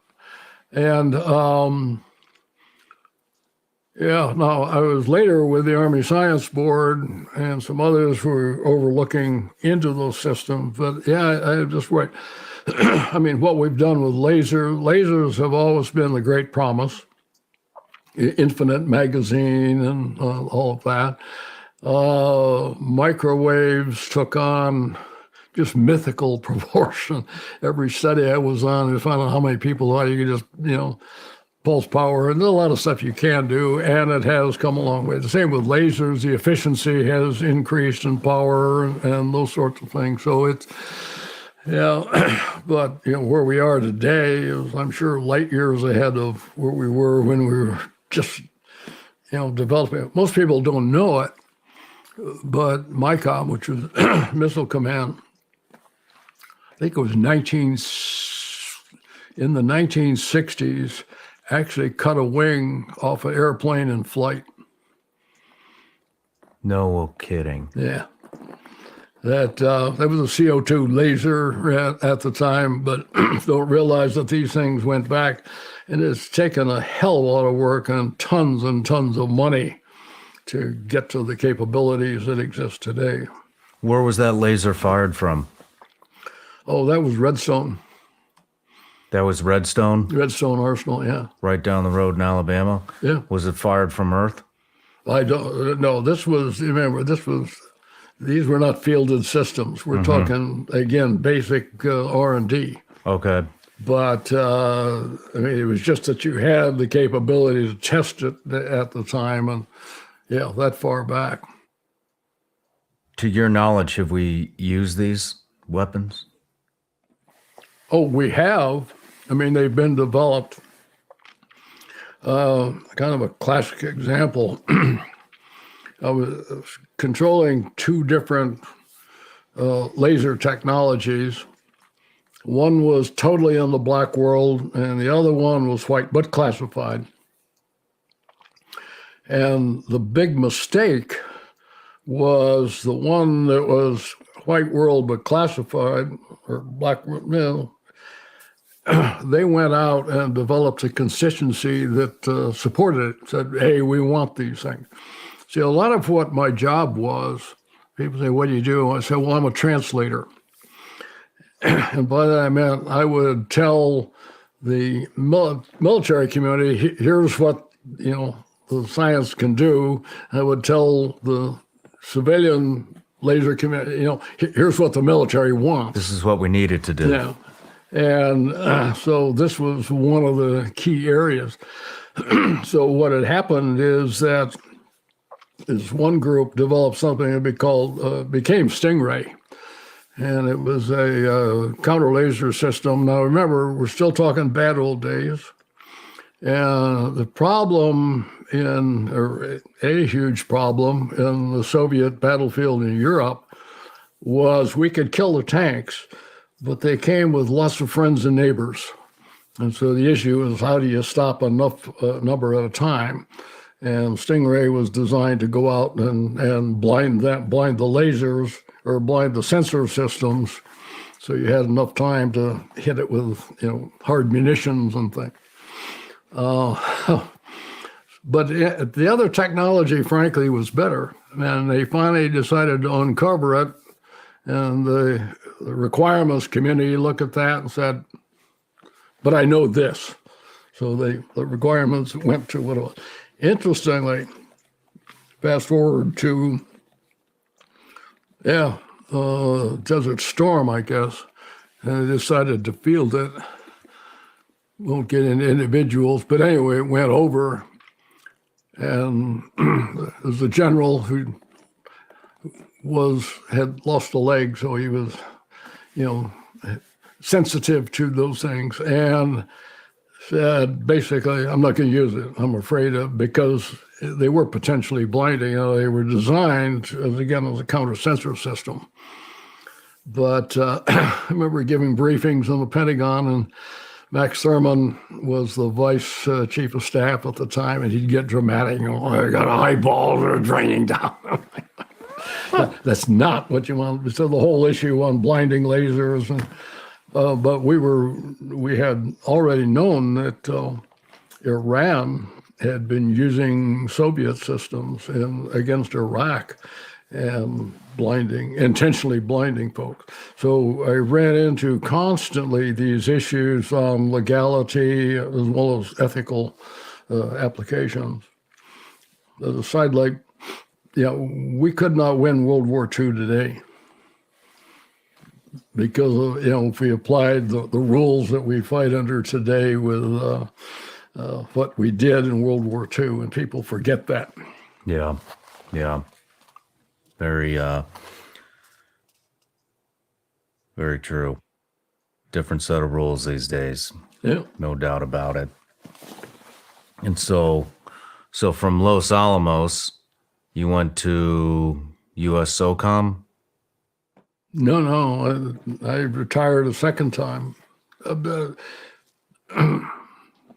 retired. I was out this is when I went to NIDS and that cycle, and then the thing came up and position. Well, again, it gets back to my boss, the guy who was the Inspector General of the Army, the one who I had moved under, when they moved out from the Inspector General office. Well, I had kept in touch with him. He created something called MPRI. I don't know if you're familiar with them, but it was one of the big Beltway bandits that put together. So we were still in contact. In fact, when I wrote Future War, he's one of the forward. He was brought in under Bush the Elder to fix the leaks in the White House. And so kind of stayed plugged into those, but he had this private company that's coming up. And I had called him and said they were looking for somebody with the skills that I had before. And he called him and said, don't let this one get away. So next thing you know, I'm en route to Afghanistan. And as a contractor there, as the job title is very grandiose, mentor to the Minister of Defense. And that's when Fahim's there. Then after I came back, then there were people there who had known some of the things we'd written before, and people had moved around. And then issue with the JSOW came up, and I was a non-resident senior fellow there. I would like to talk about some of the stuff you did in the ATIP program. Which? ATIP. It was not associated with ATIP or OSAP. Do you have knowledge of it? Do you have knowledge of it? Can you talk about the beginning of it? That's much, oh, no. It's apples and oranges. We're now jumping back a few decades. Okay. Yeah. Yeah, when, this was during the period I was at AMC. People got together and we started asking questions like, what's going on with the UFO program? We had heard all of the rumors, some of which are still kind of breaking today. And so I said, okay, well, let's do it. And so I set up a group. It was interagency. It had all the services, various people from the intelligence community, and a fair number from aerospace industry. And the requirements were that you had to have the TS, SCI clearances. You had to have interest in the area. We had to know who you were. And like I say, these things keep getting interrelated. Stubblebine has moved to BDM as the vice president for intelligence, I think it was, at BDM at the time, which is another one of the big Beltway bandits. And so I was still in touch with them. Daytime, I was running the New Thrust program, I think, by that time. And so I discussed what we want to do. So Joe Braddock was the B of the BDM. So I went to Joe and told him what we wanted to do. And he says, okay, so it gave us the space, so we had the skiff to run the thing. And, we had a number of sessions. There's stuff on the internet that, even I don't have the record of. There was a requirement, no written records, and everybody paid their own way, so it was unfunded at the time. And obviously that was not adhered to, because I found out people went back, wrote notes, and have since shown up on the internet. But we were going on and on looking at, again, the whole UFO project, which was, the approach was very different from what you're seeing today.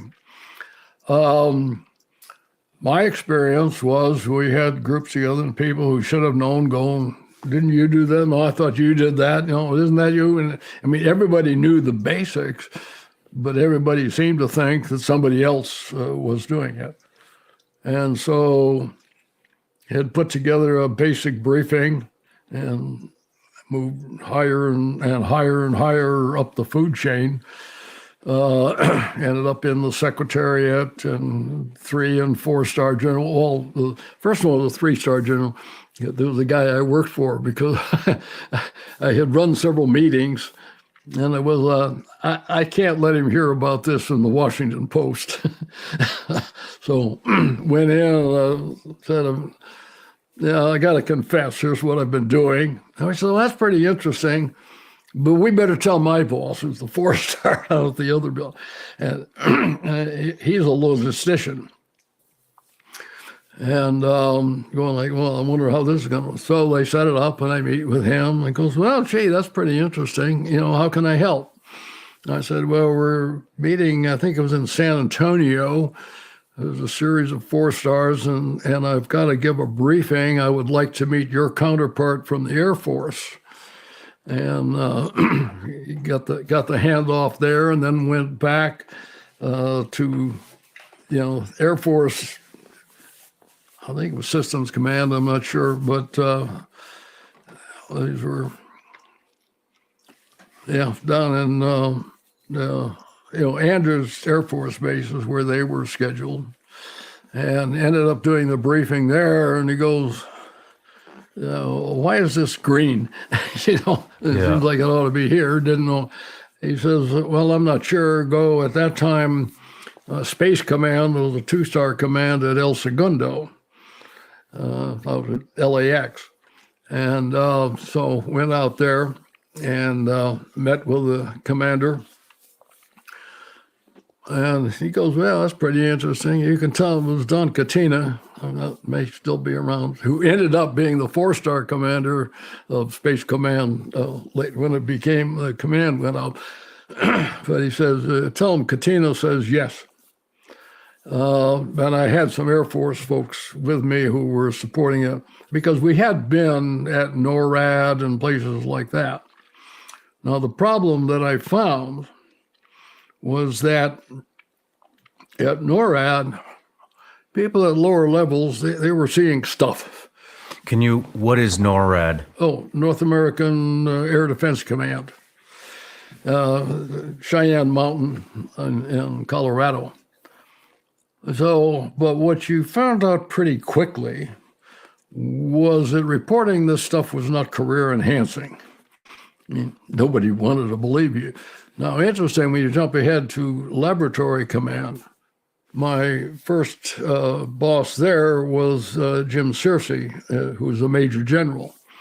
Where that's significant is he had come from NORAD because, the nature of that, they're on high alert all the time, and if anything's coming. So their staff officer, the senior level officer of the day, is a brigadier general. And Searcy had come from there as a BG. And this is where I run into the difference between things that, being reported now. He thought I was crazy. I mean, he said, definitely never heard anything. So I think what you saw was a difference between guys who were running the sensor systems and the upper level staff who said, yeah, they periodically get unusual phenomena, but you don't want to be the guy who gets associated with it. Yeah. And we ended up eventually at SDI, then Star Wars. And I met with the commanding general of Star Wars. Now, it's interesting, this had been set up by another general. Normally, when you're operating at that level, you send, read-aheads and that, so they know what you're coming to talk about. That had not happened here. And I went in, and I had an entourage from the various agencies with me. And again, he doesn't know what it is. So I start out with UFO 101, and we're talking for a little bit, and all of a sudden he stops me. Well, wait. Who are you guys really? we went back around the room and to the agency. So we sort of, said, yeah, no, this is really but the point there is, here's the guy who is setting up the Strategic Defense Command, Strategic Defense of Star Wars. And remember, the rumor mill has it that this was to fight E.T. and stuff like that, who clearly had no idea what we were talking about. And by the time we were done, it was an hour or two later, he goes, okay, well, you got my attention, but I can't touch this.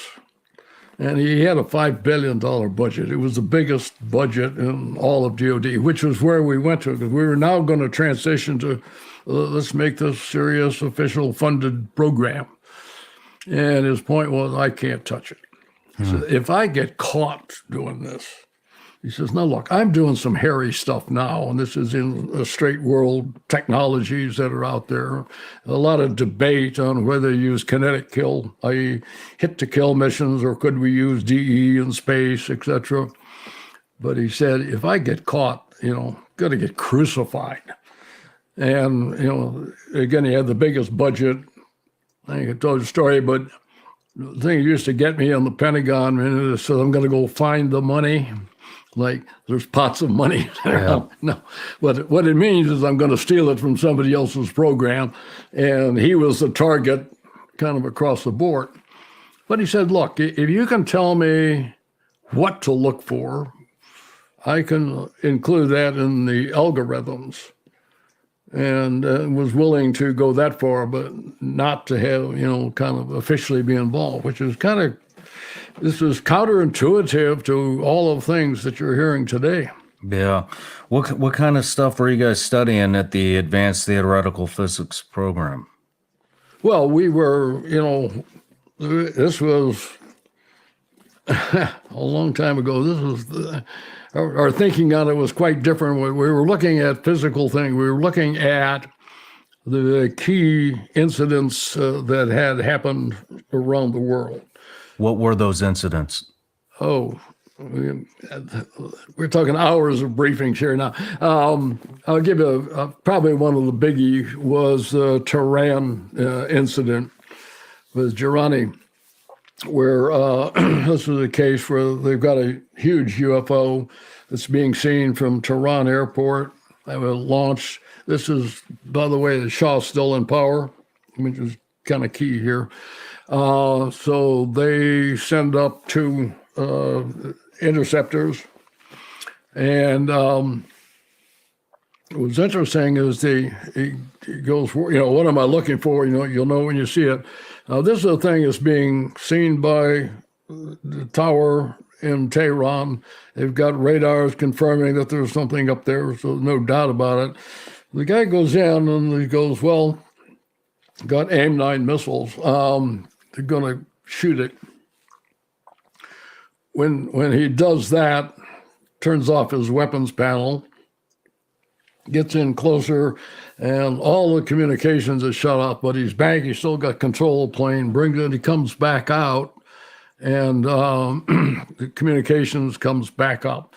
It's interesting, this guy is still with the Shaw's Air Force. I think he's still on, but he made 3 stars. He was one of the ones that survived the transition. Now, there were 2 things that were interesting to me. One I don't know is, did he flip a switch? So we now have target acquisition on this, physically sending a signal out that the UFO was picking up on.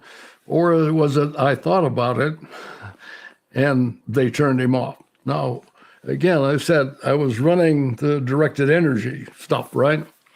I know how to turn you off. Don't know how to turn you back on again.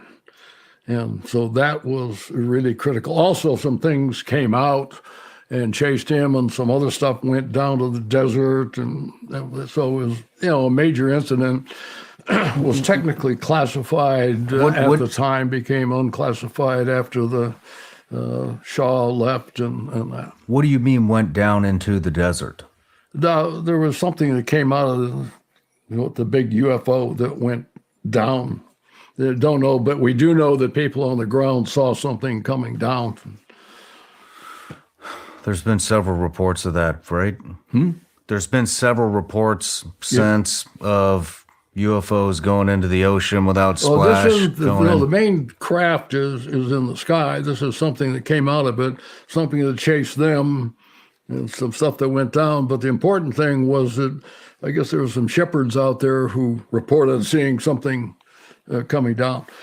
No, what you're talking about here is the transmedium things. That's one of the applications, and yeah, it's not just ocean. And remember when Brandon Fugel was here, and we met with him a couple times after that. But there is something in the last season of Secret of Skinwalker Ranch where they're seeing something that comes down, it's lights, and then gets into the mesa and comes out of the mesa. No, you can't follow it through the mesa, but the kind of assumption is whatever it is was going through the mesa, which means transiting physical material, that's kind of hard, which is a little different from underwater.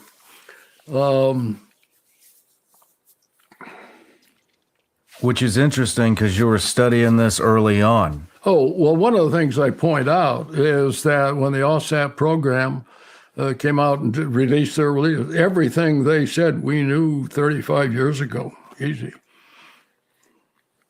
What they have added to the puzzle is of course official, but it's a new sensor system, so you have more hard data.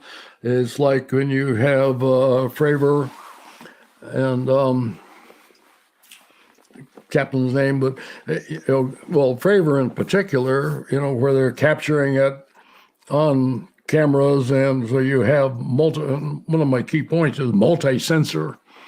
So you're not saying some crazy guy or, we didn't perceive it that. You have multiple sensors that are catching these things. And one of the things that they talked about, looking down, remember, he sees it disappears, it turns up at his control point almost instantaneously. And they see it, and it looks like it's communicating with something underwater. And, oh dear,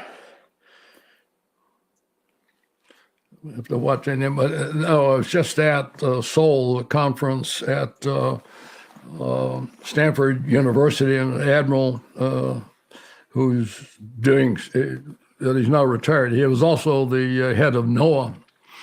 But his interest is in the underwater stuff because you do pick up things that are moving really fast.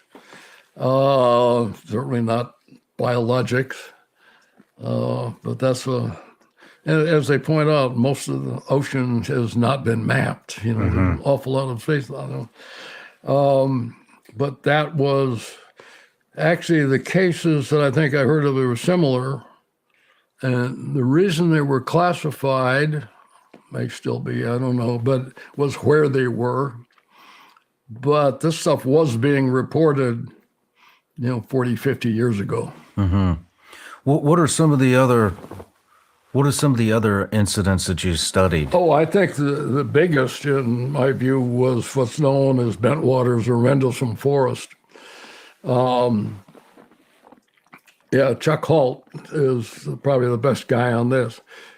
Chuck was the deputy base commander at Bentwaters, and this is volumes written on the particular case, but I found it very significant because of the number of people involved. And it's one of the few cases, most of the time you study these things and the credibility, this is one that gets stronger over time, and more people coming out. And now they found one fairly recently, radar confirmation that there was something over the base. And it was not a singular event. What I learned from Chuck later, this had been going on for a long time. And it turns out this was almost like the ranch kind of thing where the events had been reported for decades. It just keeps happening. Huh? It just keeps happening. of various kinds. I mean, some of them were lights in the sky and strange phenomena being reported. But the particular one here was, and it started in late December 1980. By the way, you should come back to Cash Landrum because it's interesting that happened at the same night. But so this one's out there, and they see what they think is a plane has crashed or something off the base. And so Roger Pennison and John Burroughs and another one go out there. And, well, they have to, this gets very sensitive now because you're leaving a military base and have to leave. These are air policemen. Leave the weapons behind because you know the SOFA agreement as to what you can and can't do and where you can do it.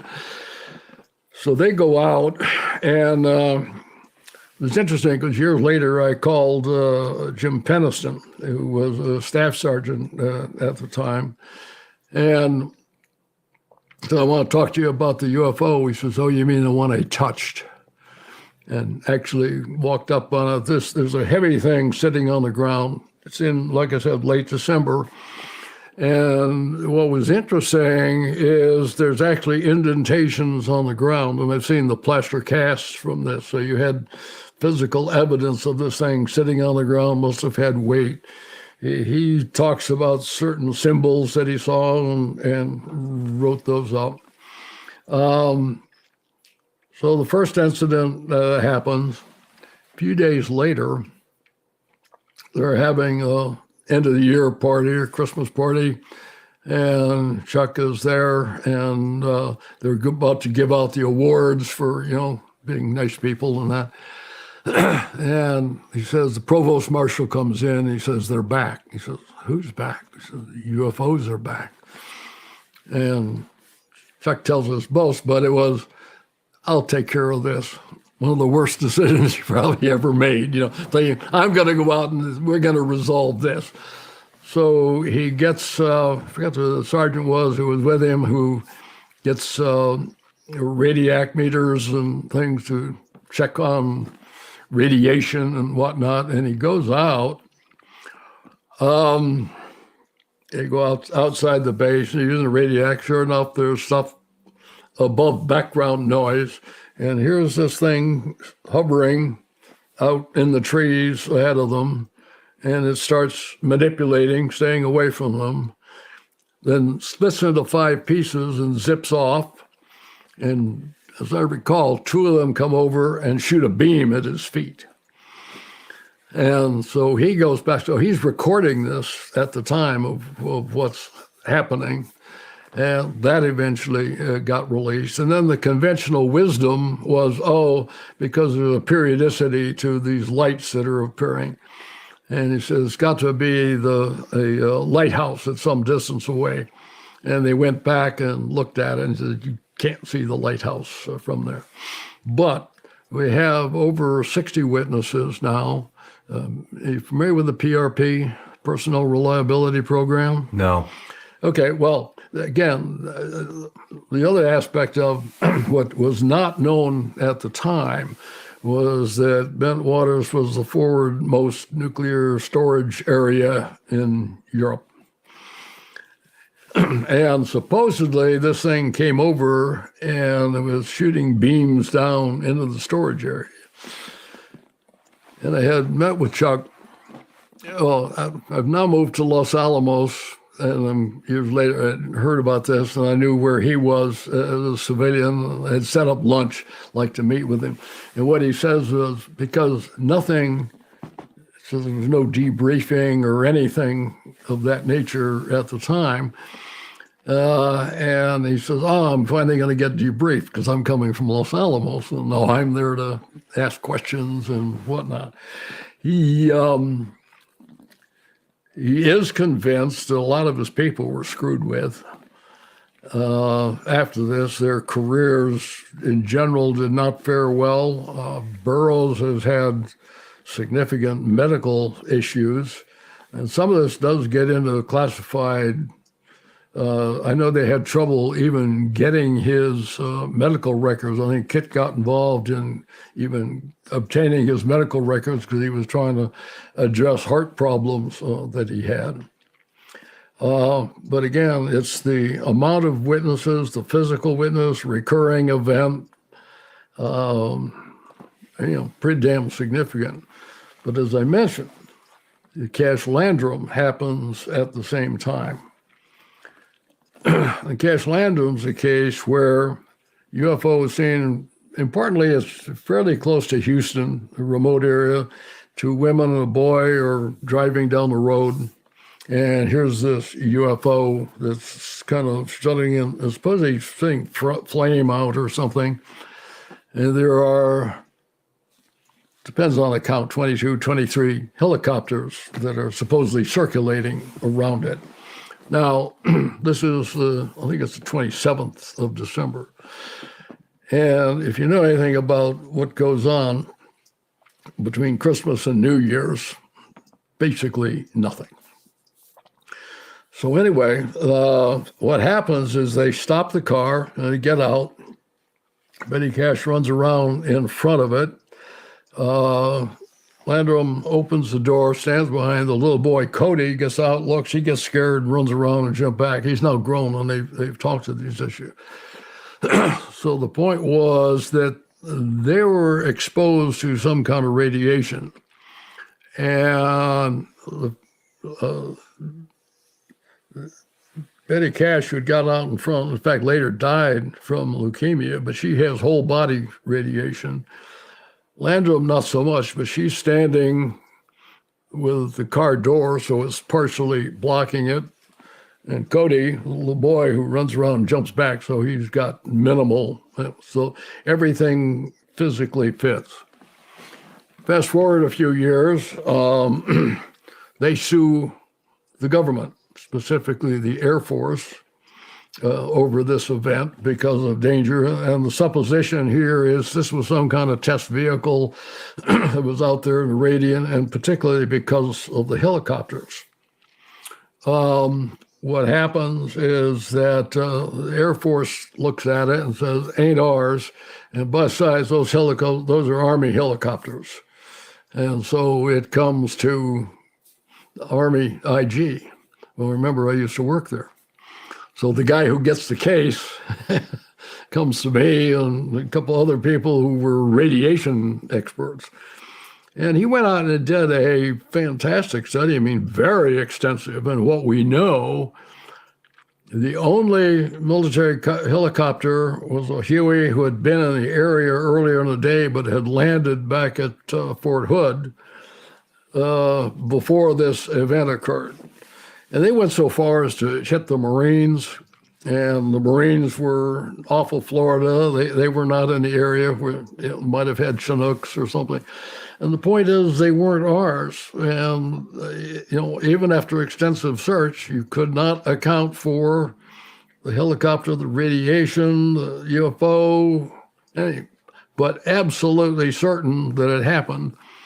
And their description and injuries are totally consistent with the story that they told. There's no doubt the event happened. What do you think? What do you make of this? I have no idea. Like I say, I was one of the people that George Saran, who was the IG who got the case, talked to him.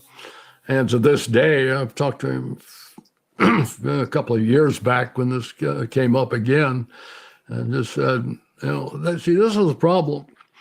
And again, my UFO book, the first line that I wrote is UFOs are real. The last paragraph is, whatever this is, it is more complex than we can imagine. Are there any other incidents that you feel were extremely significant? Oh, hundreds. Can you go into some more? Faded Giant case. This is one where, first of all, the Northern Tier sightings were ones that were going on across the northern United States. These were all the missile bases. Sidelight, one of the things that was interesting, I think it's in Blue Book, but it's one of the reports from a young patrolman, air patrolman who's out guarding the base, and he reports the missile. The caveat was the only reason he reported this is because he's new and hasn't seen them before. The point is everybody is seeing this stuff. Now this particular case, Bob Salas was he was the missile control officer, but the air patrolmen on top are seeing UFOs along, and they call down and says, what do we do? And all of a sudden he goes, I haven't got time to talk about that. Missiles are going offline, and 7 to 8 missiles go offline. And so he calls back to NORAD headquarters and goes, our missile, and say, we haven't got time to talk to you. This is, I think it was Echo or November. I get the sites mixed up. He says, the other site is already down 10 for 10. Now, we are talking here, I mean, if you know the nuclear triad, this is, you want significant when you, now, the MPDI is 2 missiles. Well, basically, you'd get 1 every 6 months in the entire wing. And here you've got, 17, 18 down simultaneously. And, there's no doubt about it. Now, I do know what happened because I talked to most of the people involved, that they went, this was a WTF, right? Huge. And not like it went unnoticed. And they went through and looked at every possibility and could not come up with they did tests on, it was EMP, it was the short, and nobody has ever come up with a solution. I might mention, it's not just us. This is one where you have the Soviet. This is where George Knapp gets involved. So he went over, he'd been in the Soviet Union and Russia later. In Ukraine, there's another one where their case is a little different. The UFO hovers up here for hours with hundreds of witnesses. They don't shut the missiles down. They start spinning them up. So, and this guy's, the launch officer is about to start World War III, and I can't stop it. And again, this thing has been hovering there for hours, plenty of witnesses, and then all of a sudden it shuts off. And now the difference that I think is critical here is that, see, we trusted our launch control officers. Soviets did not. And so the Soviet system was centralized. It had to have been, in order for that to happen, it had to run from Moscow. And obviously it didn't. Ours was central, so it shut down. Theirs and runs up. And this was one he had gone, I think it was Russia by the time he had brought those files out. But yeah, I don't know how much more significant than you get than screwing with nuclear weapons. Yeah, no kidding. What if you had to have thought about where did these come from? Are they coming from? Where are they coming from? You want to venture out there? Oh yeah. I think that's the wrong question. What is the right question? Well, see, I come down against the ET hypothesis. That's the extraterrestrial hypothesis. Little gray guys from Zeta Reticuli coming here. Words that we're using now have to do more with ultra-terrestrial. And my point would be that there are a number of possibilities, interdimensional, temporal distortion, i.e. time travelers and things like that. Now, this gets into, if you haven't been involved in this, sounding really crazy. That's okay. But as you look at these things, you go, one of my points is that there are reports of incidents between humans and sentient non-humans throughout the entirety of human history and in all cultures. my pet phrase is, if they fly in little tin cans, that's kind of a new wrinkle to a very old story. Yeah, when you say this, well, if you get to the Skinwalker Ranch, the beings of some kind moving back and forth through dimension. If you're using an interdimensional construct, the where, overcomes all the issues of how do you get there from here and whatnot. Though I do think you can probably get superluminal. I know a lot of folks will disagree with that, but so it gets away from the whole problem of, like I said, little gray guys from Zeta Reticuli.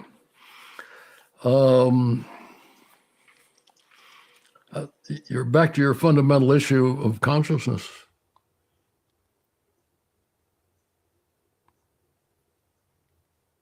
What about it? Where are you going? Well, if consciousness creates matter and that this is some interaction on consciousness that, beyond our understanding at this point, certainly. So you think... But remember, as I said, not just in, the sensing. I mean, you get into ghosts, into spiritual beings, into kind of a host of things that have been reported for millennia. Yeah, let's move into. We'll come back. I want to come back. We're going to revisit that question when we get into your time with Bigelow at Skinwalker Ranch. But I would like to move into some of the. Let's move into some of the paranormal stuff. You've been to over 100. You've been to over 100 countries. Yeah. Studying this stuff, and so I know you had a lot of you had a lot of time visiting shamans throughout the world. What's sparked your interest in shamans? Well, again, this is stuff that's sort of evolved, and of course the history of shamans. One of the big things, of course, is ayahuasca. My wife is sort of a devotee there and have been at a lot of ceremonies in different places. And yeah, I think she's the one who really, from the shamanic and studying from a religious aspect, has kind of driven it. And in fact, we're getting ready to go to the UK to Arthur Findlay College to teach transmediumship in a few weeks. Really? Yep. Interesting. We'll get into that too. But okay, but the medium again is, of course, ayahuasca and what I've seen there. If how much you want to discuss that, but let me jump to where I think you'd want to go, and that is where you see physical kinds of things. And people ask me, what's the most unusual circumstance? And that's probably in West Africa, studying voodoo. And trust me, voodoo's real. And voodoo is not just a religion there. It's an entire way of life. And the things we saw with the shamans, just defy the laws of thermodynamics. They would stand on the fire, eat the fire, sit in the fire, and come away unscathed. And I am videotaped a lot closer than we are. So it's hot, so there's no doubt about, heat or radiation off of it. I've got videos. There's one in particular where this head shaman is there and he puts the thing on his tongue and his face disappears in there. Now, critical issue, he's got long chin whiskers, don't singe. Now, the other aspect was they brought out two kids that were about 10 years old, and he's going to pass the power to them, and he goes like this, and touches them. And they're able, no, he did say they're not fully initiated yet, but they're still handling fire in ways that would burn us. By the way, back in, you want to circle back, and Tony Robbins, one of the things we did with him was firewalking. This is back in the INSCOM days. So see, all of these things keep getting kind of integrated in ways that are hard to understand. But we did firewalking. And what was your goal? What was your goal with exploring shamanism throughout the world? Was it just curiosity? As in past tense. Well, is it curiosity? Yeah. God, I wish I knew. I mean, these things just keep evolving. And there are some things that are coming up that are proprietary that are going to be changing. It's at least on the level of Grush talking about UFOs and do we have any? But there are some big things on the horizon that, hopefully, our understanding of consciousness. I don't think you can totally understand all of this. Again, the issues of complexity come up pretty quickly.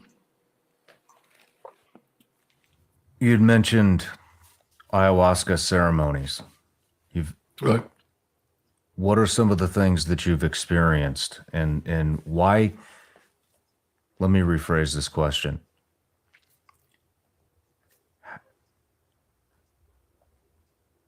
What is the connection with psychedelics and the altered consciousness?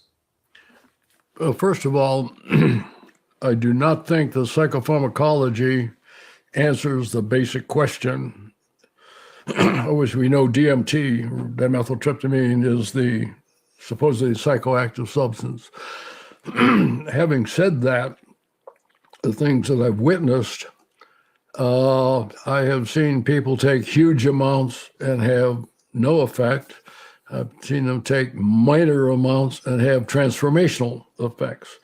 That's why I say the psychopharmacology, because that's based on you take X amount with X body weight or condition, we understand the result. Victoria, she will say that the goddess or the mother ayahuasca calls, that it's literally a calling. And I've seen it under a number of circumstances. We did a lot in Peru and near Iquitos. Have been in Ecuador and again in Santo Daime, which is a rapidly evolving religion. I was in Brazil. Having said that, I've seen other things in Umbanda and Candomblé. Many of them have similar kinds of things, some without any external stimulation. One of the strangest events, and it's one that I have a whole segment on Brazil in the book. We had attended an Umbanda ceremony, about 300 folks, about 10 gringos.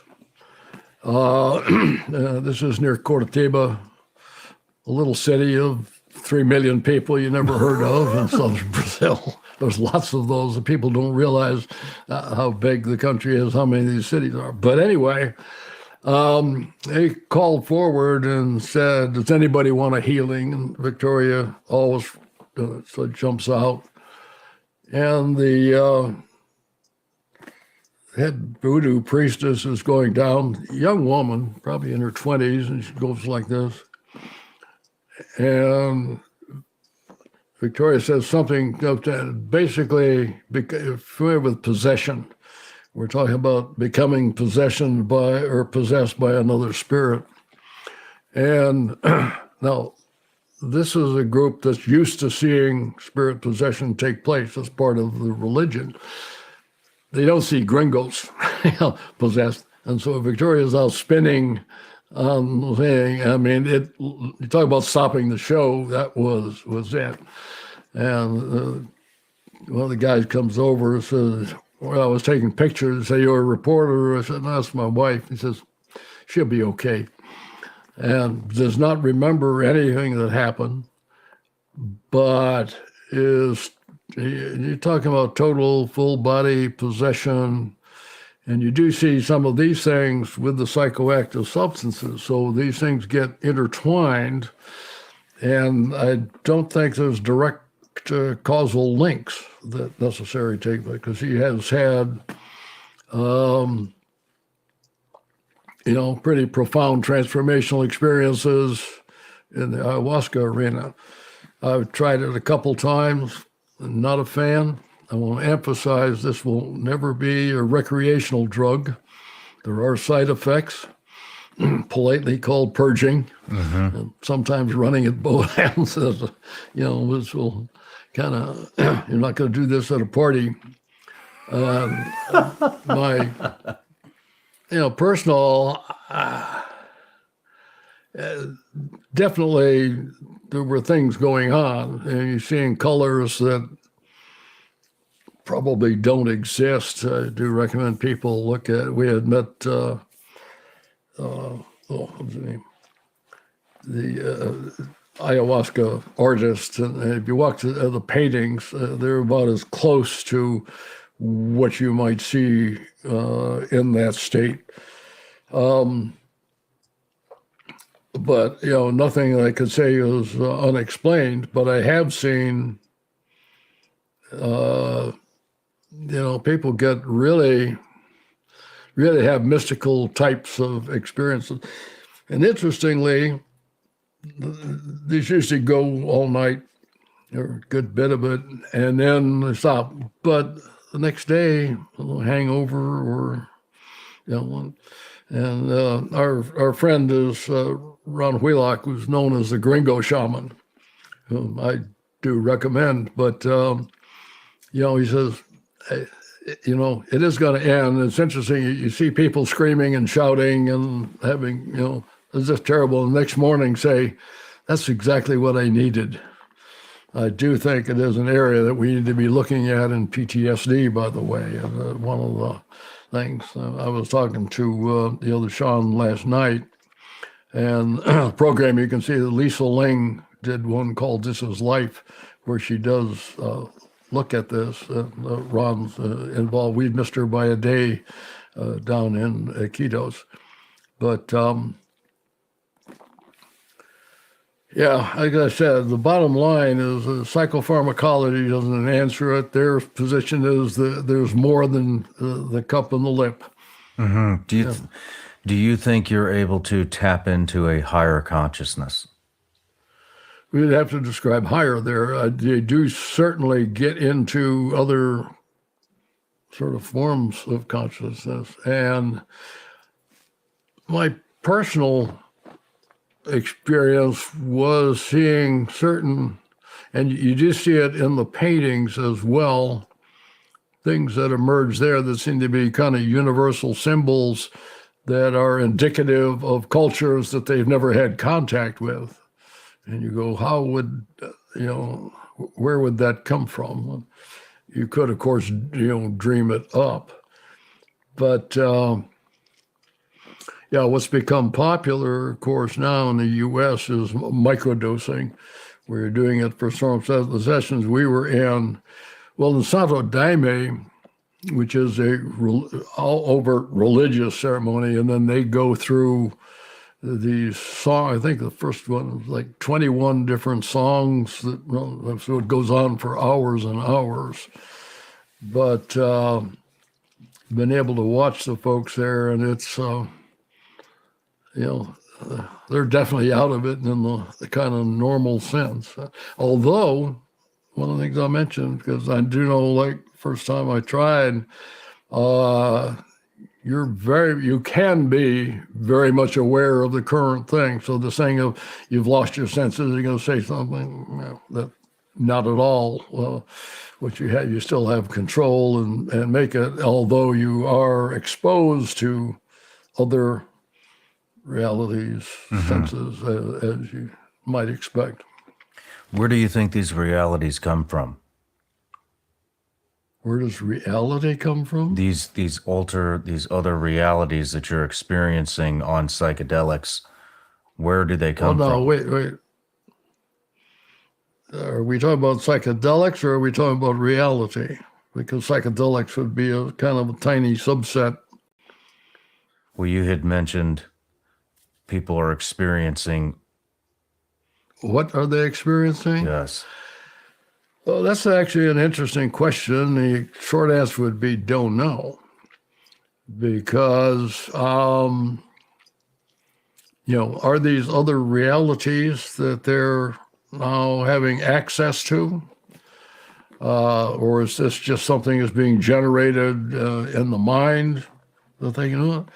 When you answer the question about reality, remember we go back to when we say the physical arises from reality. So this is an experience that you normally have certain cognitive aspects to it, but that would be far from the saying that's the cause or the... Downstairs, we had a short conversation about reincarnation. I'd like you to talk about reincarnation. 25 words or less.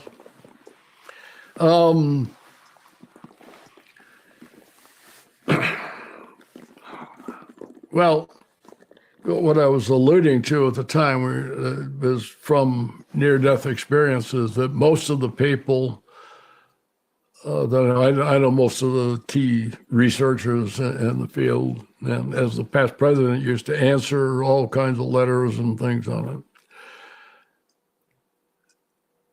And the bottom line is, the thing that makes the most sense from our perspective is some form of reincarnation.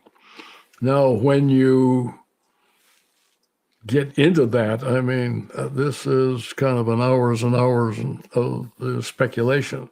One of the ones that comes up initially is, well, take a Hindu religion, or can you be an animal, the sacred cows and all that. I think Buddha said he was a rabbit 6 times or something like that. So, can you reincarnate in other forms?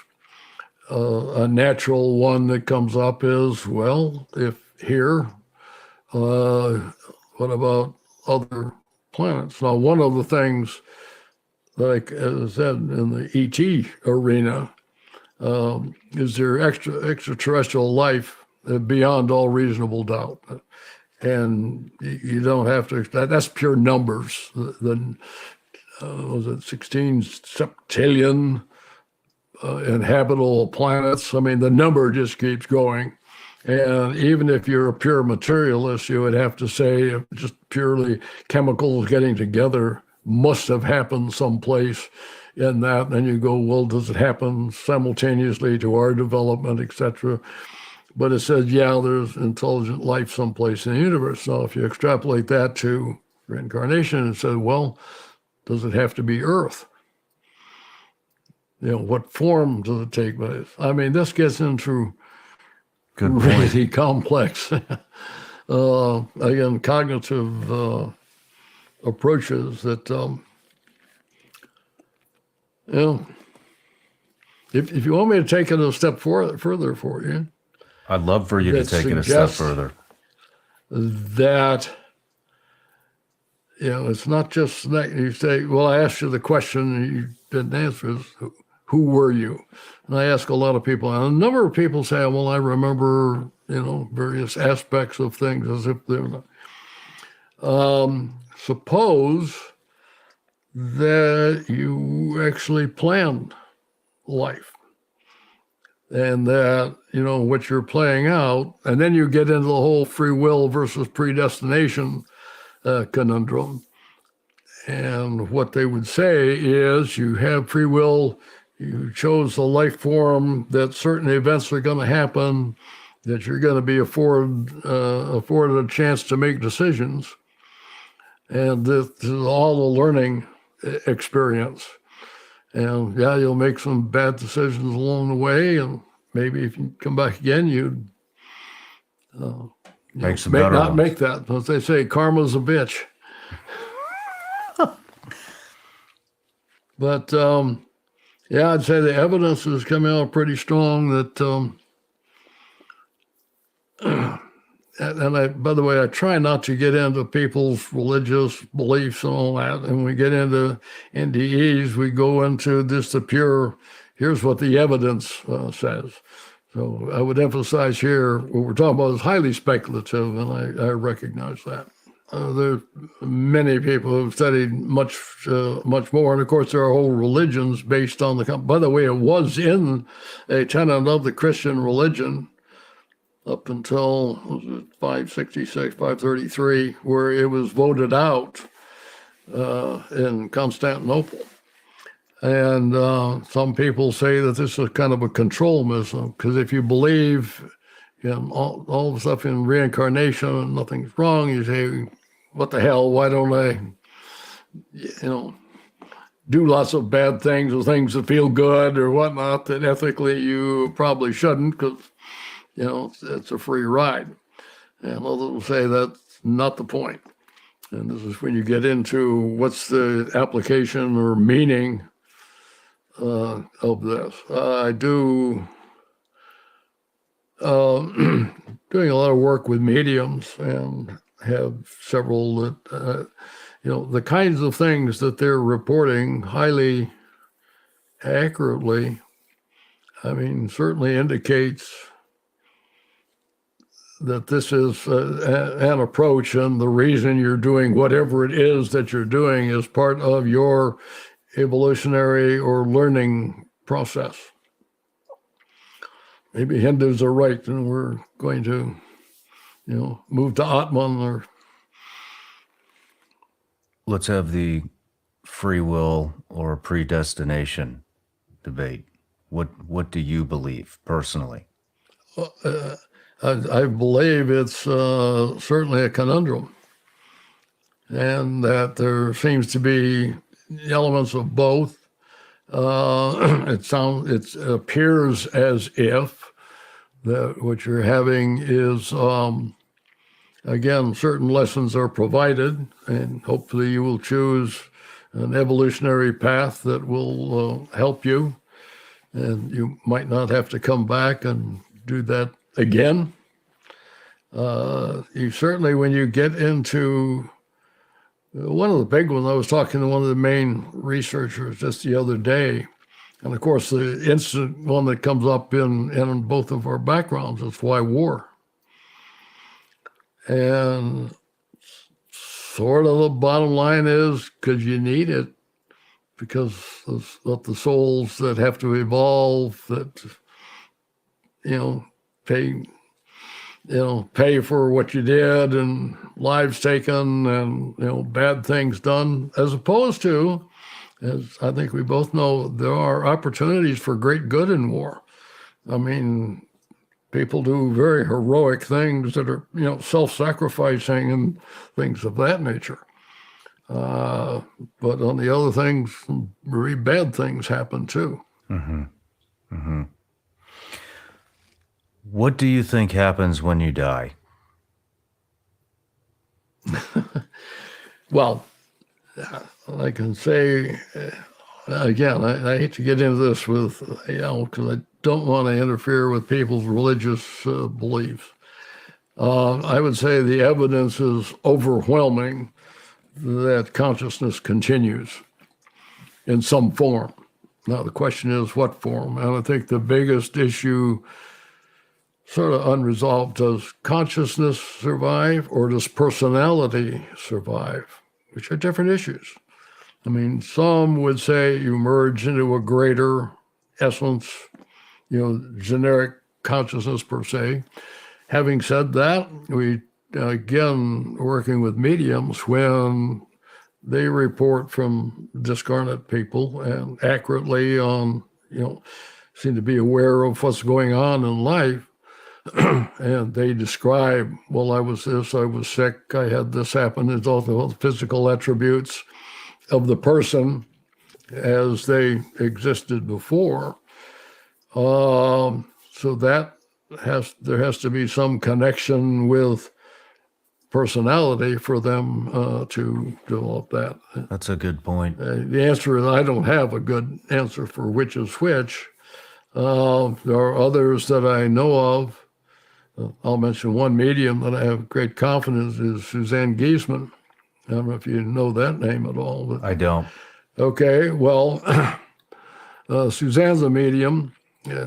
Take hours to get into the whole course there, but she's also a retired Navy commander who is married to a former Navy captain. And she used to be the assistant to the chairman of the Joint Chiefs. And in fact, when I saw her in 9/11, she was with Hugh Shelton. And I saw her give a presentation. Let's see, Hugh and I used to be majors at the same time in the same place. I said he did a lot better than I did. But so I said, I noticed that you never mentioned his name.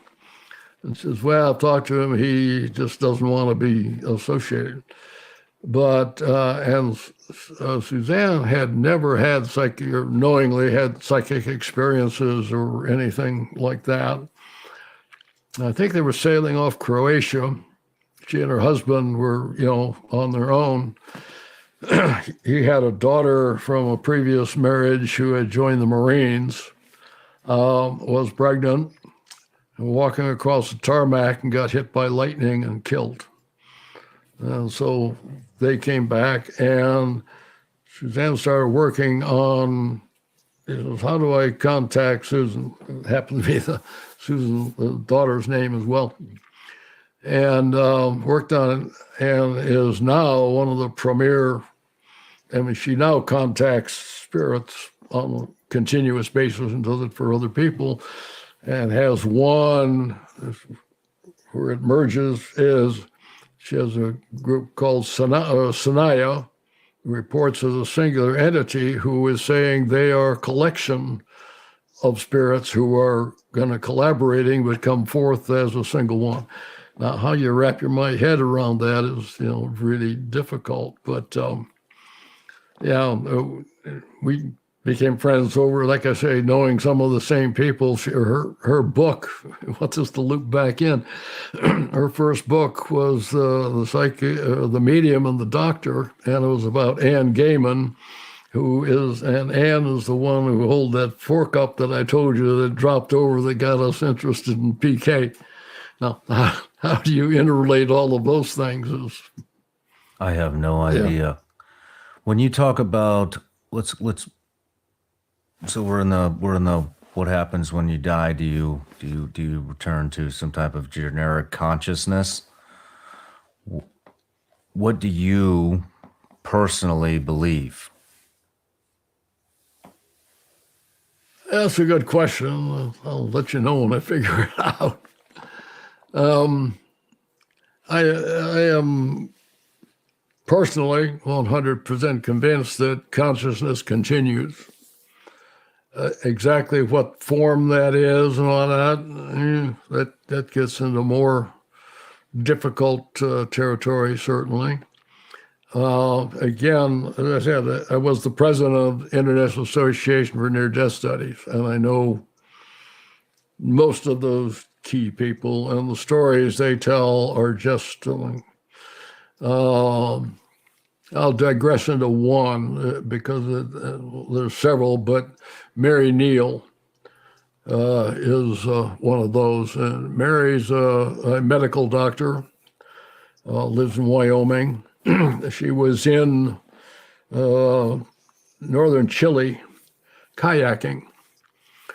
And what's significant about this case are the physical attributes that cannot be denied.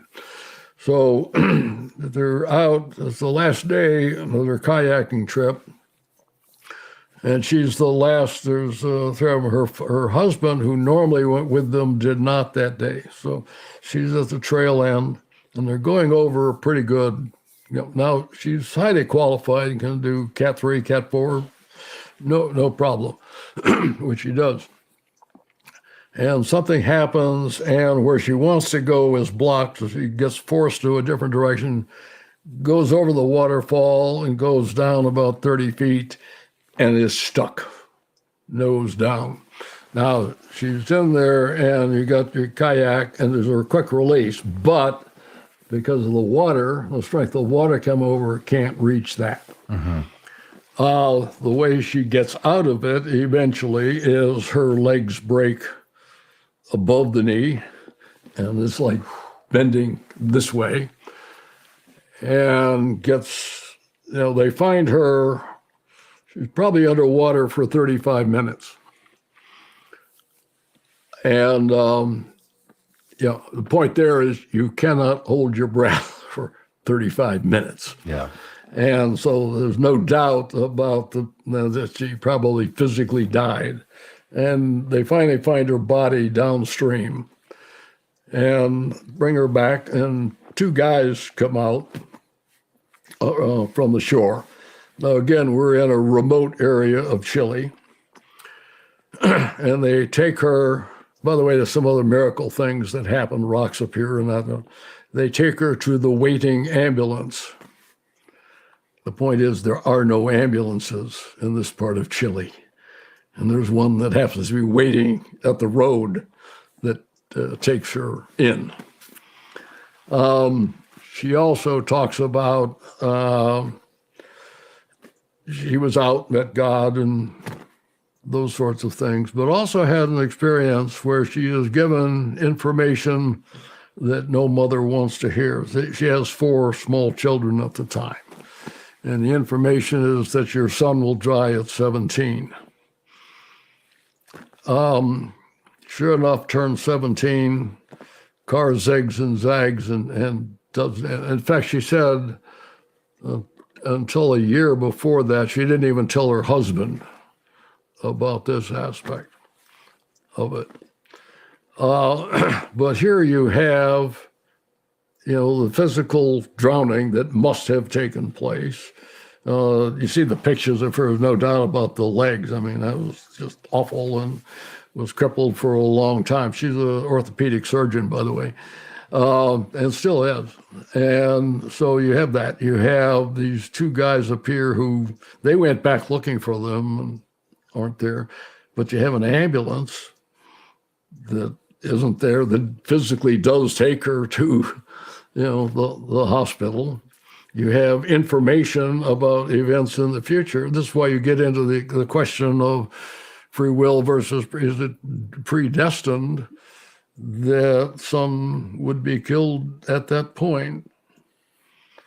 And this is obviously years before, but what decisions could he have made that he might not have been out skateboarding at that time, and yet did happen.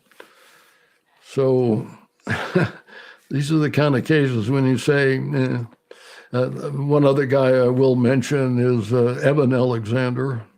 I recommend, he wrote Proof of Heaven, no relative, but his case, and what's interesting about him, this guy was a neurosurgeon at Harvard for 25 years.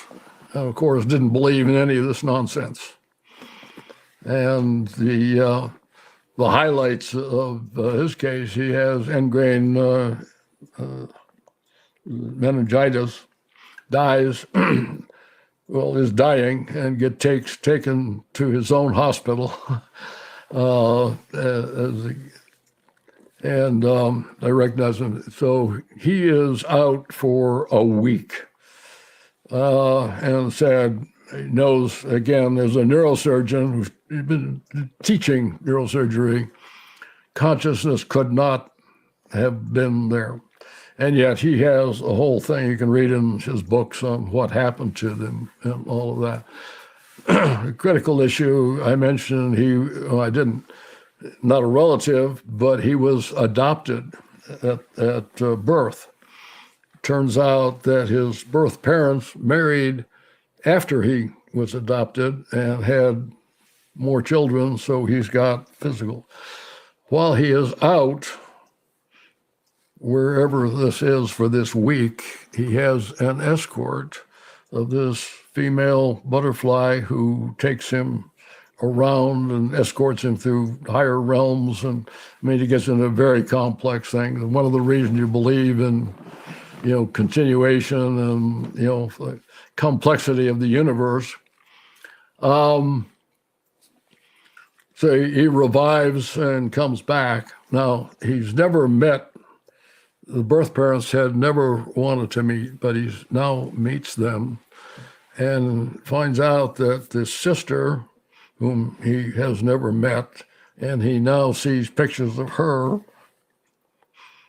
That you can see where this is going. That's the guide. Whoa. Yeah.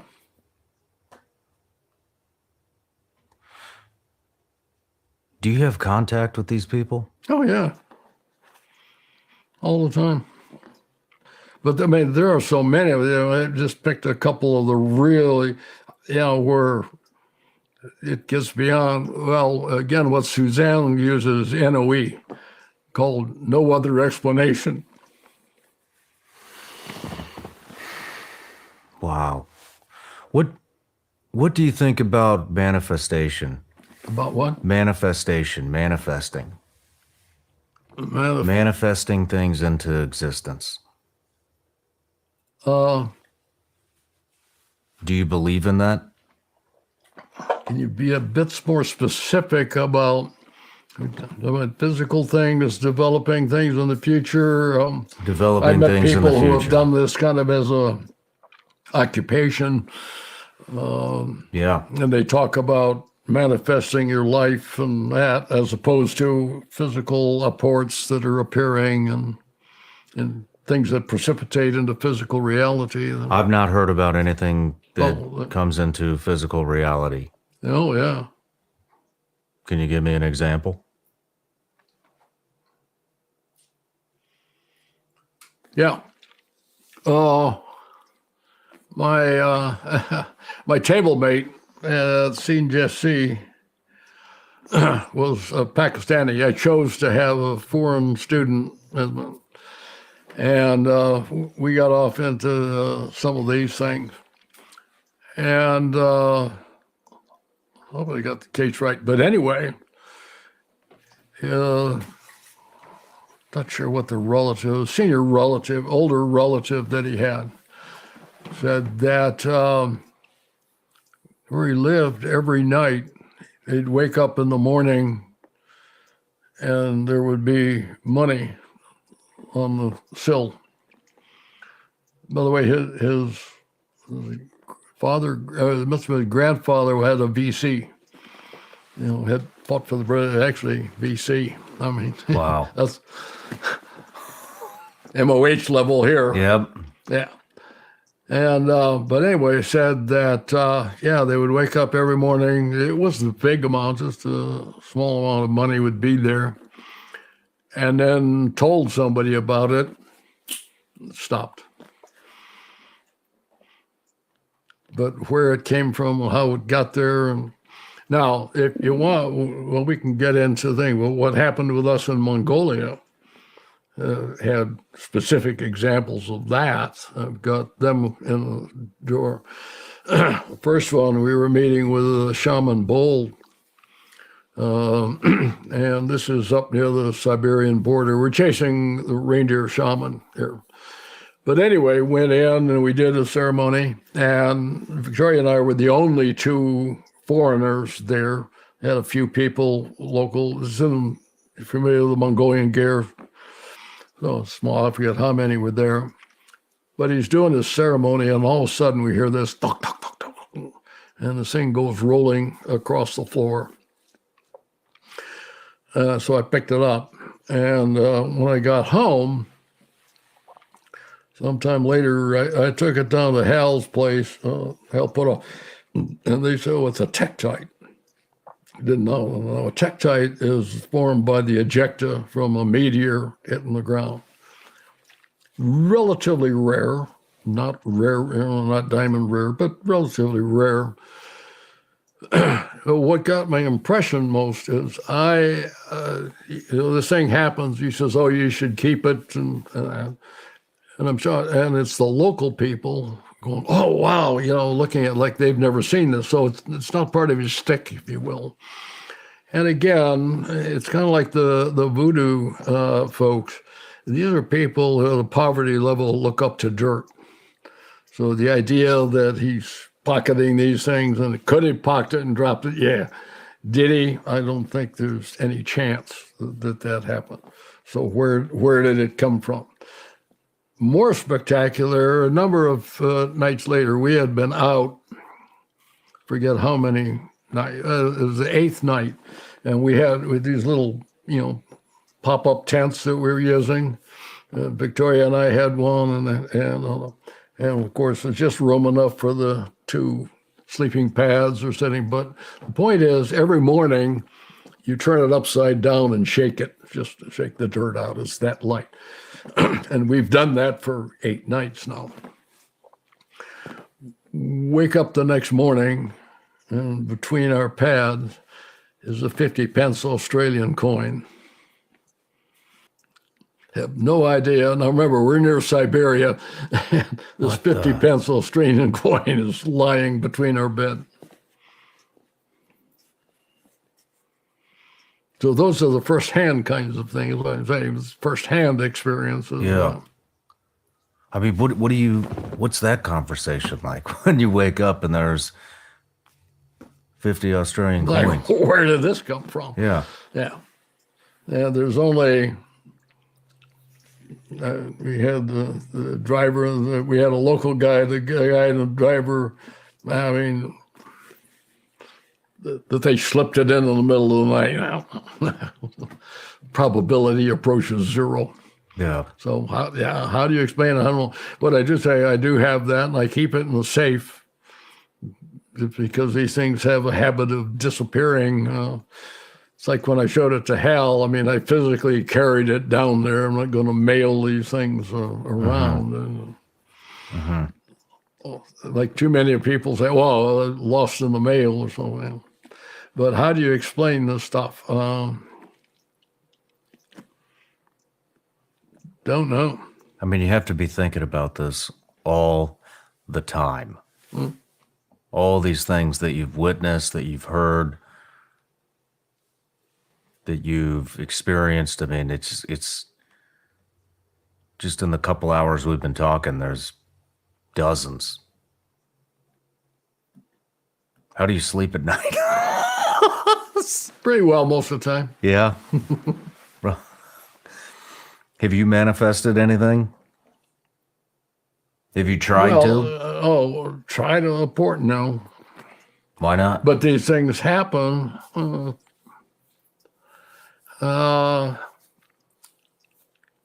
say these things sort of, well, my main take on it is I don't consider myself psychic per se, but a lot of these things happen around me, seem to be more of a catalyst than just have experienced a lot of them. A lot of strange things have happened. Back to consciousness, Yeah. Do you think we're all tapped into one kind of fabric? Oh, yeah. Well, my friend Larry Dossey wrote the book on that.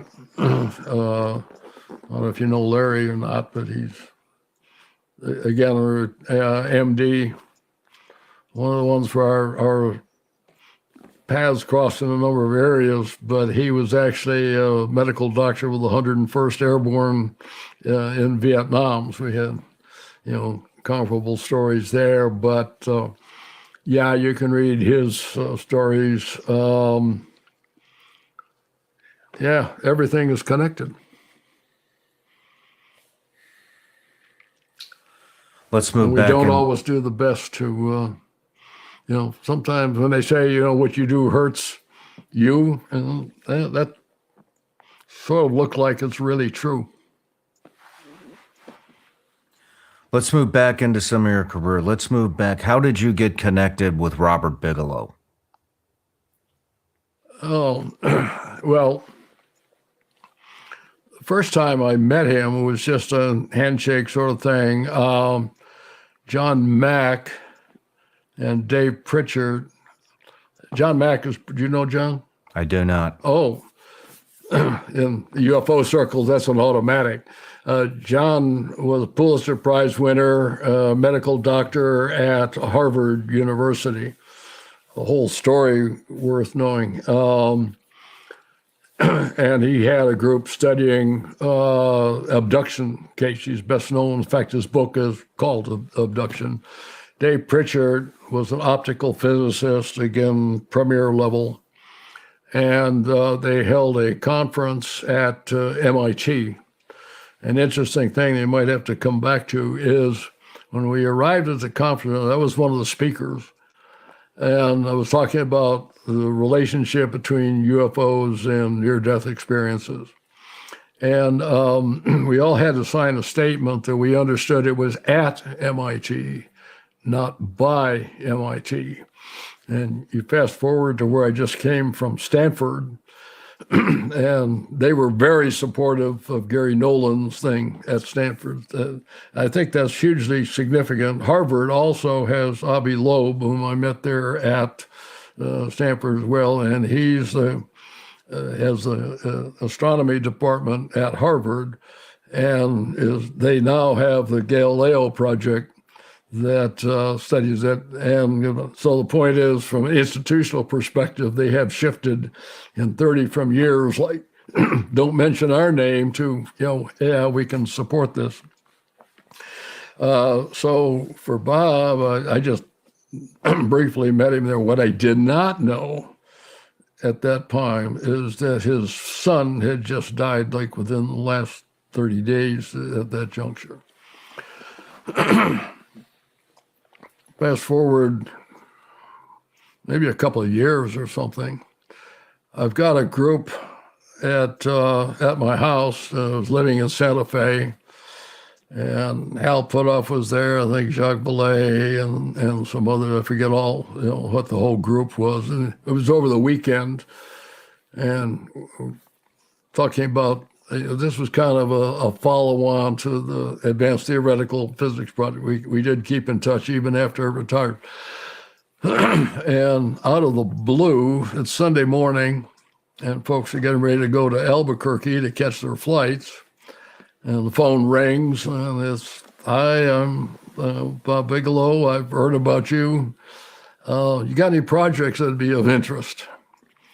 And yeah, so the short answer then was yes. We had another one, some guy that he funded independently.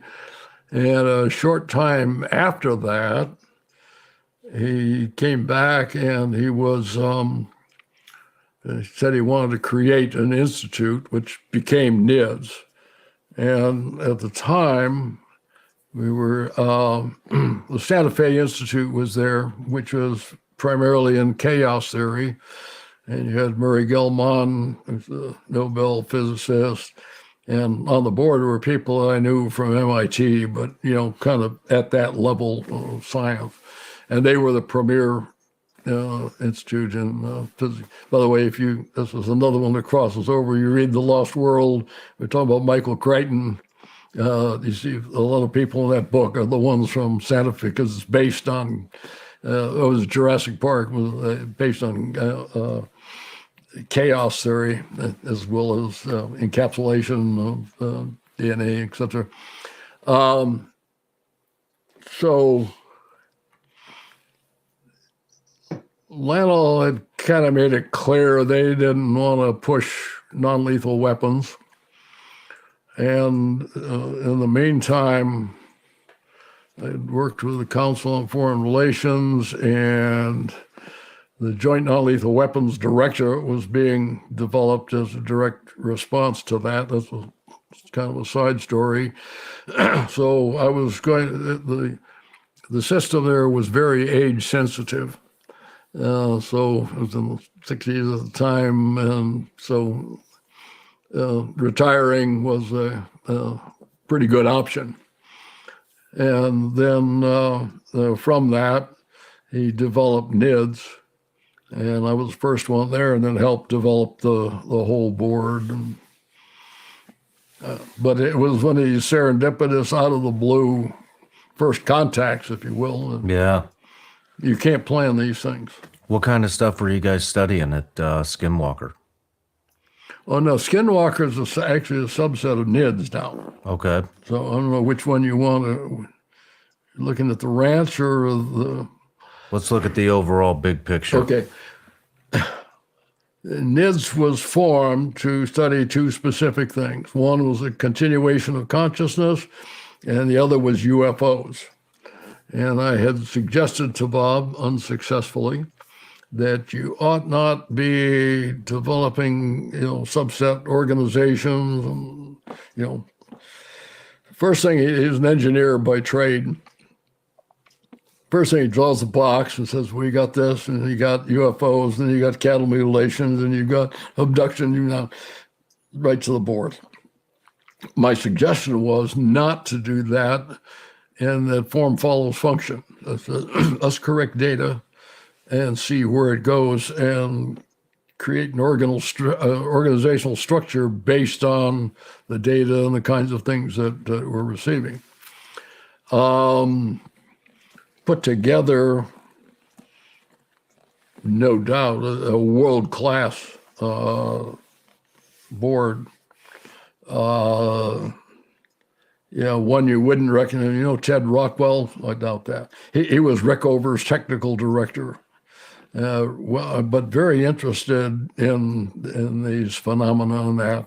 Edgar Mitchell was on, Jack Schmidt from Apollo 17.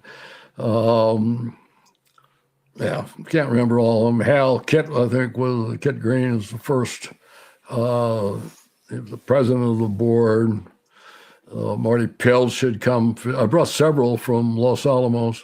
One of the key ones was Dean Judd. He is key. Dean is particularly key in where these things, again, cross over. Dean had been the chief scientist for SDI. As importantly, after he did that, do you know what an NIO is? The National Intelligence Officer? Yes. Okay, now this is back before the DNI is created. So the organizational structure, the CIA had two hats. The director of CIA was the director of CIA and the director of Central Intelligence, which is different. And so under the IC, he created the IC staff, because you can't go to the president and say CIA thinks this, but DIA thinks that. You've got to come in with an integrated position. So these were the guys who had the national position on any given topic. Now, most of them are geographic. I got guys for Asia, for Europe, or Middle East, etc. But there was one for technology, for science and technology, and that was Dean Judd. My point there is, Dean and I knew each other extraordinarily well. I mean, we traveled together. I brought him on a board for at SOCOM and whatnot. And he's willing to work with Bob. Now, did not want his name out there. He used a different name in the public. He definitely did not know anything about any integral, ongoing program in there. But remember, he's the guy who's got to go to the president and say, here's what we know on all issues in space and whatnot. Didn't know that. So he's another example. There was kind of a who's who in science and whatnot. So put the board together, and we initially, one of the first biggies, we actually had a conference on the life after death research. Had about 30 or 40 folks present for that. And then, of course, the UFOs were coming along. Then out of the blue kind of came along Terry and the, exposure to the ranch. By the way, it was never a Skinwalker Ranch while NIDS had it. Yeah. I mean, that's a name that came along after Yeah. and has attached. We just call it like the ranch. And yeah, that it was an opportunity that just emerged, and it got to be so because of the number and complexity of the events that were happening. And then we heard Terry's story, and Frankie believed him. I think he's straight up and very honest. And bad things happening to his family, know why he sold. I mean, you can't blame him for that. And it was taking a lot of heat in the area. And so Bob just decided to buy the ranch, and then that kind of became a laboratory, if you will. You had a living lab, and we started studying and going up there. I said I was the one who spent the first night I was with him the day he bought the ranch, and spent the night there. And nothing. It does seem, and one of the questions that comes up is that certain people seem to be focal points for some of this and have more of the mystical experiences than others. I didn't. There was one of our group that's pretty well known, but he seemed to be more sensitive and have strange things around him. And I have a question. When I interviewed Brandon Fugel, he said that Bigelow would not share any research or information that was discovered at the ranch. Why would he not do that? That's Bob. That's just him. Yeah. One of the things that I have talked to him and feel disappointed with, one of the things we did initially is create a pretty significant library, and there were a number of folks that came forward and were able to buy or collect information. People had private collections. By the way, a guy you haven't heard of that's significant here is Dave Marler. And he lives in Albuquerque and has set up a major foundation and is collecting and has had, I think, got relationships with the University of New Mexico to protect this equipment. And one of the things they're doing is overtly looking for folks who have private collections and bringing it together. Jeff Kreipel has done that at Rice as well. But Bob was just one of the old stuff. He can be very, very private in many areas. What's the connection between the continuation of consciousness and UFOs? The UFOs have got to be a piece of consciousness. Piece of the consciousness puzzle. Yeah. As I said, you've had now, as you know, particularly from Jacques, these go back millennia. Reports of some incident, but where you have all of these significant interactions and with UFOs, that's a relatively new wrinkle to interaction with other forms of non-sentient life or non-human sentient life. How do you, what kind of experiments do you do or research do you do when it comes to the continuation of consciousness? How do you study that? I'm not ready to discuss that right now because I think it's coming. Okay. I will tell you that's to be announced. But okay. Actually have a Zoom session on that on Sunday. All right. Roger that. But huge. And one of the problems that you have is if we're right on consciousness arriving and the complexity. And remember the PSP, precognitive sentient phenomena, how do you get ahead of that when it knows what you're going to do before you do it?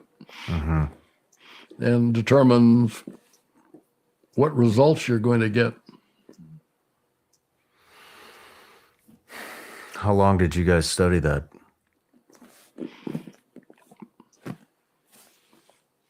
Noon tomorrow? I don't know. No, I mean with under NIDS?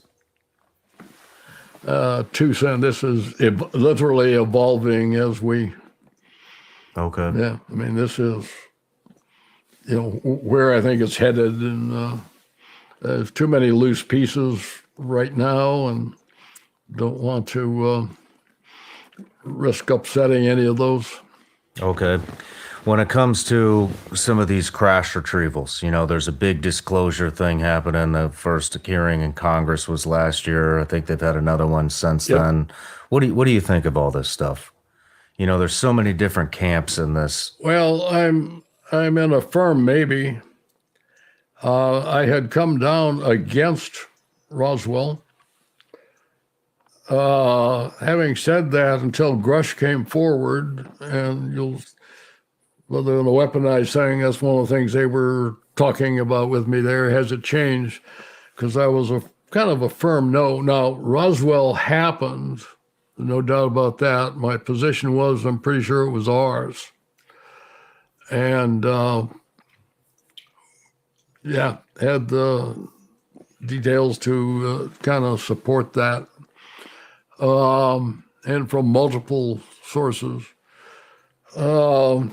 Conversely, after Grush came forward, and again, I know those key players as well, lose a friend, Chris Mellon, and Jim Simovan?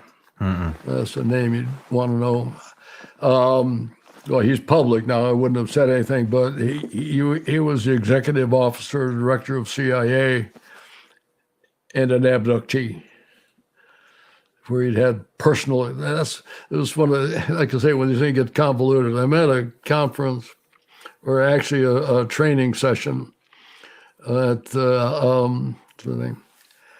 But anyway, they go around the room. Who are you? Blah blah blah. And I mentioned my name. He answers his, and we went on break. And he says, "Are you John Alexander?" And I said, "Yeah, why?" He says, "Well, I heard about you," and then mentions he's very senior CIA. And we go to lunch, and he tells us about the experience where he's living in Northern Virginia, and he wakes up, and he and his wife are outside, and have no idea how they got there. And there had been little beings in the room with them, and how do we get outside? And then there's physical stuff that happened and all that. And he's one that has come and said, believe Grush. Now, not what he told me before. Talked to Chris Mellon about it. And the problem is the data never all fit. I told you some of the pieces before. Guys like, if Grush is right, my take is this is absolutely illegal, what has been going on. I think I know now how it was potentially funded, and it's not what conventional wisdom has. One of the things we didn't mention, and you hear all the time, mentions particularly Skunk Works, which you got a Skunk Works patch over there. I knew Ben Rich, and we talked about this. I mean, we had meetings on this. Ben, when I was with him, had a shopping list. And I'll give you the name because when I was at the Seoul conference, I was standing in line, and this guy talks to me and said, "Where are you from?" He says, "Oh, he's from the Skunk Works. He just retired from the Skunk Works." Oh, that's interesting. So he said, it turns out they have a list, and I asked, unfortunately, the guy has transitioned. But Sheffield was the guy that Ben gave me, and it said, Ben had a shopping list, I want the propulsion system, I want the cloaking system, I want the da-da-da, and looked out, and this runs very counter to a lot of the popular literature. And I believe we had more than one discussion on this. Could he have lied to me? Possible. I think I mentioned before, we knew Edward Teller and had gone, when we were doing ATP, the Advanced Theoretical Physics, one of our suppositions was if 5 people are in the loop in Roswell, Teller's one of them. And the reason is that, remember, he is the guy who is involved with the most energy that is known to mankind at that time, nuclear fusion, right? Had him over for dinner and actually brought these topics up. And he didn't dismiss it. He just said, well, I think they're looking the wrong, went into the thing. And he's the one who talked about Trinity and how, people knew and most people didn't and all of that. But no indication of that. By the way, he liked the Cash Landrum case that I told you about. Did he? And that's because of the radiation, and we understand that sort of case. So like I say, the pieces just never all fit. I am like probably you and most of America now waiting to say, okay. Now, one of my problems is that, as I said, well, I actually didn't mention this. When I was doing these briefings on ATP, in addition, I mentioned Star Wars, I had met with the director or deputy director of all those 3-letter agencies. Now, if you have a crash retrieval program, you got to have a hell of a lot of people. You think about, my approach to all of this has been, okay, it's real. How would I organize to do that? And the numbers get you. Meaning, how many people do you have to have that are ready to go on a moment's notice? You go to any contingency plan where you have a global contingency plan, because that's what it would have to be, right? Mm-hmm. All over the globe, any place, maybe you're talking about international relations and all, but then you're talking adding liaison officers, or anybody might go out and collect, and et cetera, et cetera. The numbers make no sense. And I will tell you, the director of one of those 3-letter agencies, we're having the briefing. I was there, somebody else was with me. It may have been just Bert, because this is one where generals, talking to generals that are allowed to do it. And so he goes, we don't do that. There's no requirement. If you understand how the intelligence community is driven by requirements, they collect against specific targets and that. B, I'll tell you about the ones I saw. So the point is, here is a guy who's now the head of one of those 3-letter agencies, who has personally seen what he describes as UFOs, and says, agency not involved. Now, the question comes up, were all these people lying to me? I frankly doubt it. There's just too many. Mm-hmm. But the flip side is, believe, and that this tiny, tiny subset does have it. So like I say, I'm waiting for the shoe to drop. You and everybody else. But,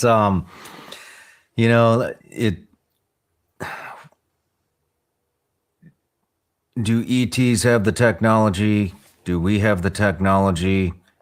How do we know what's ours? How do we know it's not?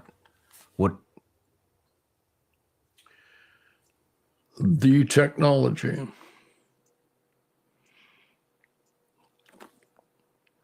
One thing, almost everybody agree, even the believers say haven't been able to crack it in reality. And my example is, if an F-35 crashed in the Amazon and the Karina Crowley picked it up, you'd probably have better spears, but you wouldn't understand flying and stealth and all of that. And that seems to be, I mean, almost in the rumors that come back and just say, don't understand. Now, there are those who say, no, we've been flying it for a long time. And I think that's bullshit. And the reason is if you had the technology and could fly it, the issue is not little widgets flying. It's about understanding technology that's fundamentally different. You can make the Middle East irrelevant.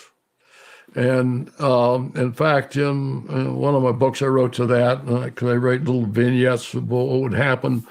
And it was that zero-point energy source is discovered, and it changes the geopolitics of the world, which it would.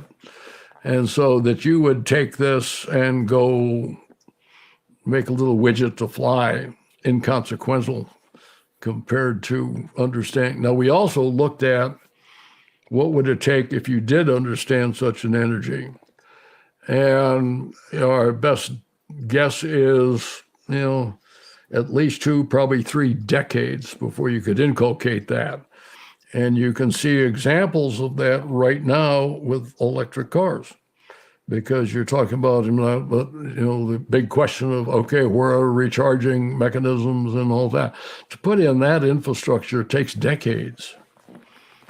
So you would get started well ahead of time. So I think the idea that we've had it in sequester, and that the other flip side is usually, the oil barons and all that would just bury it because they want to keep theirs going. I say, no, they would own it.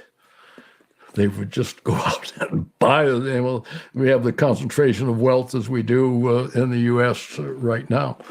All the people with money would just, invest in that and buy it. There's no need to be afraid. Yeah, that is a good point. Let's talk about some of these abductions. I'm sure you've looked into some of the abductions.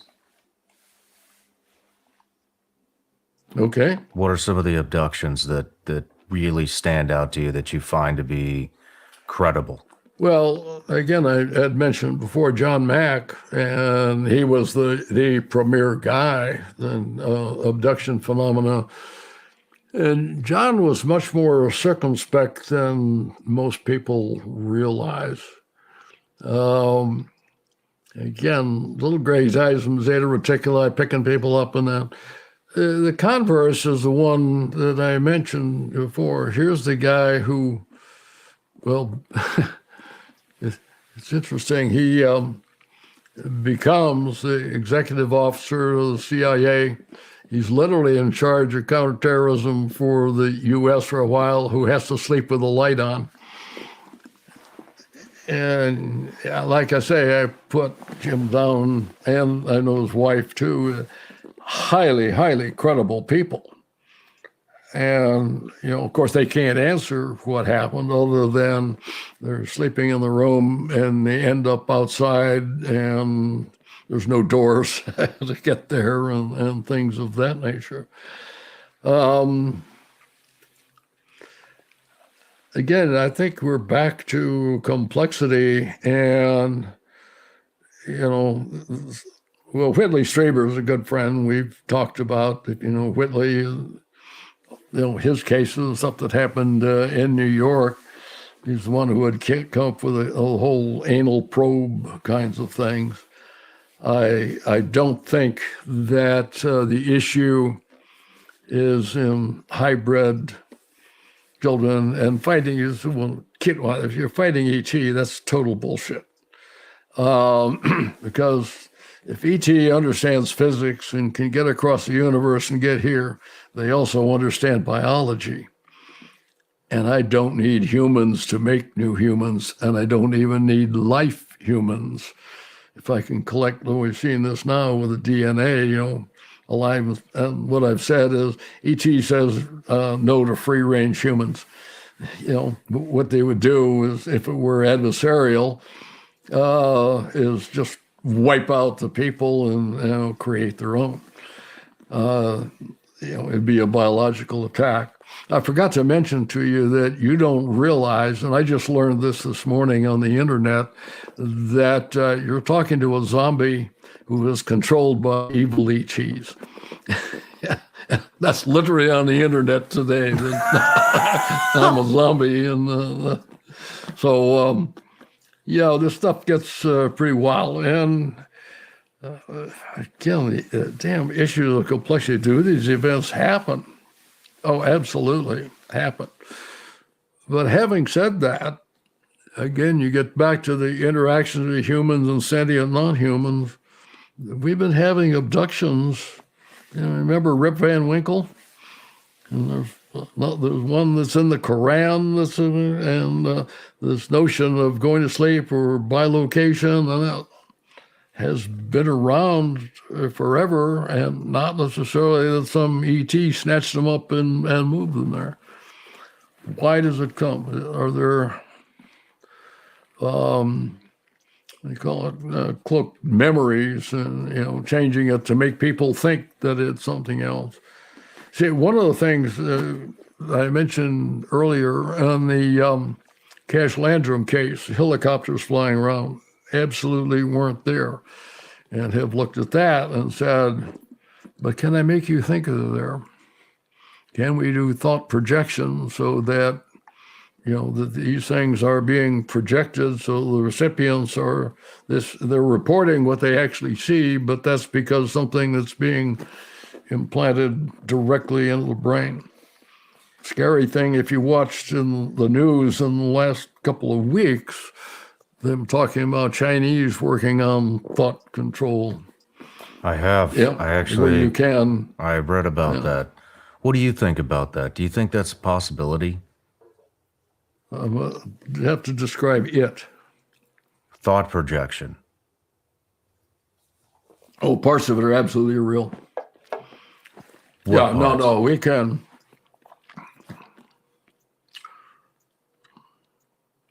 This is an area that I don't know if it's still classified or not, but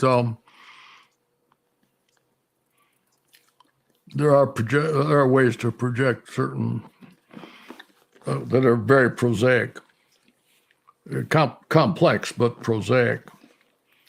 How much you can do, I don't know, but what we're talking, if Cash Landrum is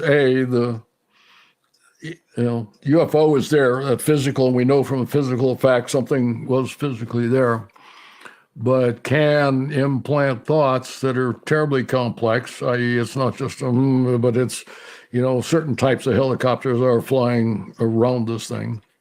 We know for sure they were not. That talks to a degree of technology that's well beyond certainly anything I've ever heard of or even been sort of being close to. By the way, related, I was giving a briefing on non-lethal weapons to the director of science or director of research at CIA headquarters, and never met the whole thing of thought control has been, in the CT arena. And, he went off into that, and it was, I don't know if people know what happened on the church committee, but that's the whole LSD thing and that, and said, no way in hell are we touching something like that. And people would look, I think you could play You Bet Your Agency, and when you do that, if you get caught playing with those kinds of technologies. Now, having said that, of course, this recent stuff has been associated with China, and certainly don't have the same moral limitations that we might on that. But the implications of where that goes is just really, really horrendous. I mean, obviously they would have to tap into some type of a consciousness. Obviously they would have to tap into some type of consciousness. I mean, we're talking about well, depending on how plants. you're defining consciousness now. See, you're back to, I think the significant difference between the brain and the mind. So what we're really talking about here is being able to manipulate the mind. And what we know from like fMRI, for instance, yeah, you can do that. That works both ways. You can also read the mind based on certain physical responses. Yeah, I've argued in some. I guess what I'm saying is if you're able to, how do I explain this? If you're able to, let's talk about the cell sample. Your cells were hooked up to the polygraph machine and they were able to pick up on your emotional algorithm. Right. Would there be a way to reverse that to where the cells can manipulate the mind? Yeah, you're very close to something that Bert and I were discussing. You remember when Reagan was shot? Mm-hmm. And one of the things that came up, everybody attributed to ghouls, but trying to collect bandages and all of that. And we're in a highly speculative area here now, but it was, can I take this sample and revert it back to where you can influence the actual organism? I mean, you're talking the Manchurian Candidate at a whole different degree here, but the concern, we literally had discussions about, who's controlling all of these physical samples that are coming from the president. And could you do this? Again, emphasize that this gets used, highly speculative, but thought about, certainly. Last thing, interspecies communications. Yeah? Let's talk about it. Okay. Which species? The dolphins. Oh, the dolphin research. Yeah. Well, we did that. The dolphin research was actually doing interaction stuff with the whales. Again, we're interacting a lot closer than we are with humpback whales and whatnot. And so they knew exactly where we were. Mm-hmm. I mean, and the ability to do that. It wasn't exactly communication, but they were. We were in a rigid rubber 10-meter boat. I mean, could have flipped that in a heartbeat, and yet we're having interactions at inches from that.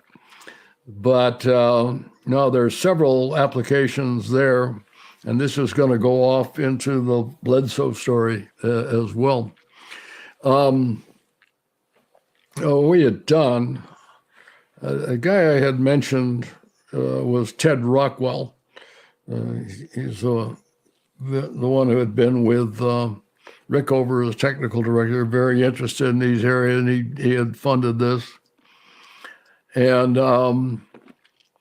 what we did was we were dealing with two aspects. One was dolphins in the open ocean. We did a week. This was off of the Bahamas. Went in the north end, signed in, and up in north of there. And spent a week out there. And we had the protocols that we set up was for very practical reasons. There would be no physical contact unless they initiated it. And the app is there's suspect to human infections and things of that nature. But again, these are pods in the open ocean, and they vary in size. And what happens normally is in the morning, they will break up and go hunting and come back together late in the day, and they can run from twos and that to hundreds. We've seen some of that. So we were working. Actually, an ex-wife was the one who was psychic on this and would have interaction. if they came, we would get in the water. And by the way, if you've dived with them, but it's just amazing. I mean, you've got these things, hundreds of pounds, and they're, inches away from you, because they would come to us while you're in the water. Are these wild? Yeah. Okay. Yeah. We're talking open ocean.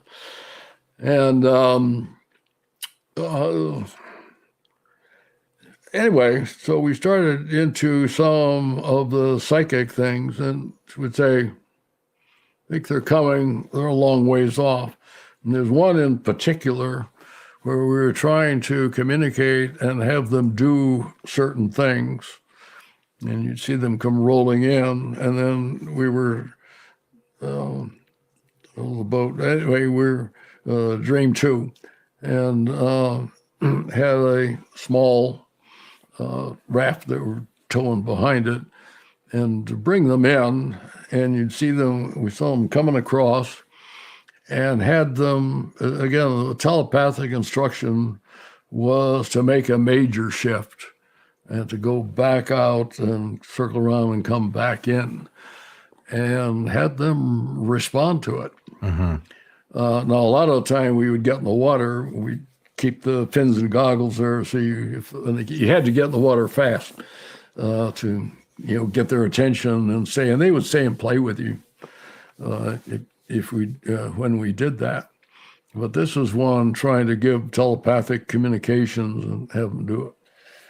Now, there's another set of experiments, but these were in captivity, and they did this. I forget where they were, but they were in tanks, and they put up signs roughly north, south, east, and west. And there's another guy who deserves credit here, was Scott Jones. Has that name popped up at all? No, it has not. Antiquity, one who's key in many of these areas, and it had become he's an ex-Navy pilot, a lot of strange stuff from Korea, had experiences, and then got involved in these areas and became assistant. Claiborne Pell was a senator who became quite interested. Anyway, Scott set this up, and so what they did is he made a number of cards with sets of instructions, and then they put them in the envelope, and numbered the envelopes, but did not know what instruction is in what envelope.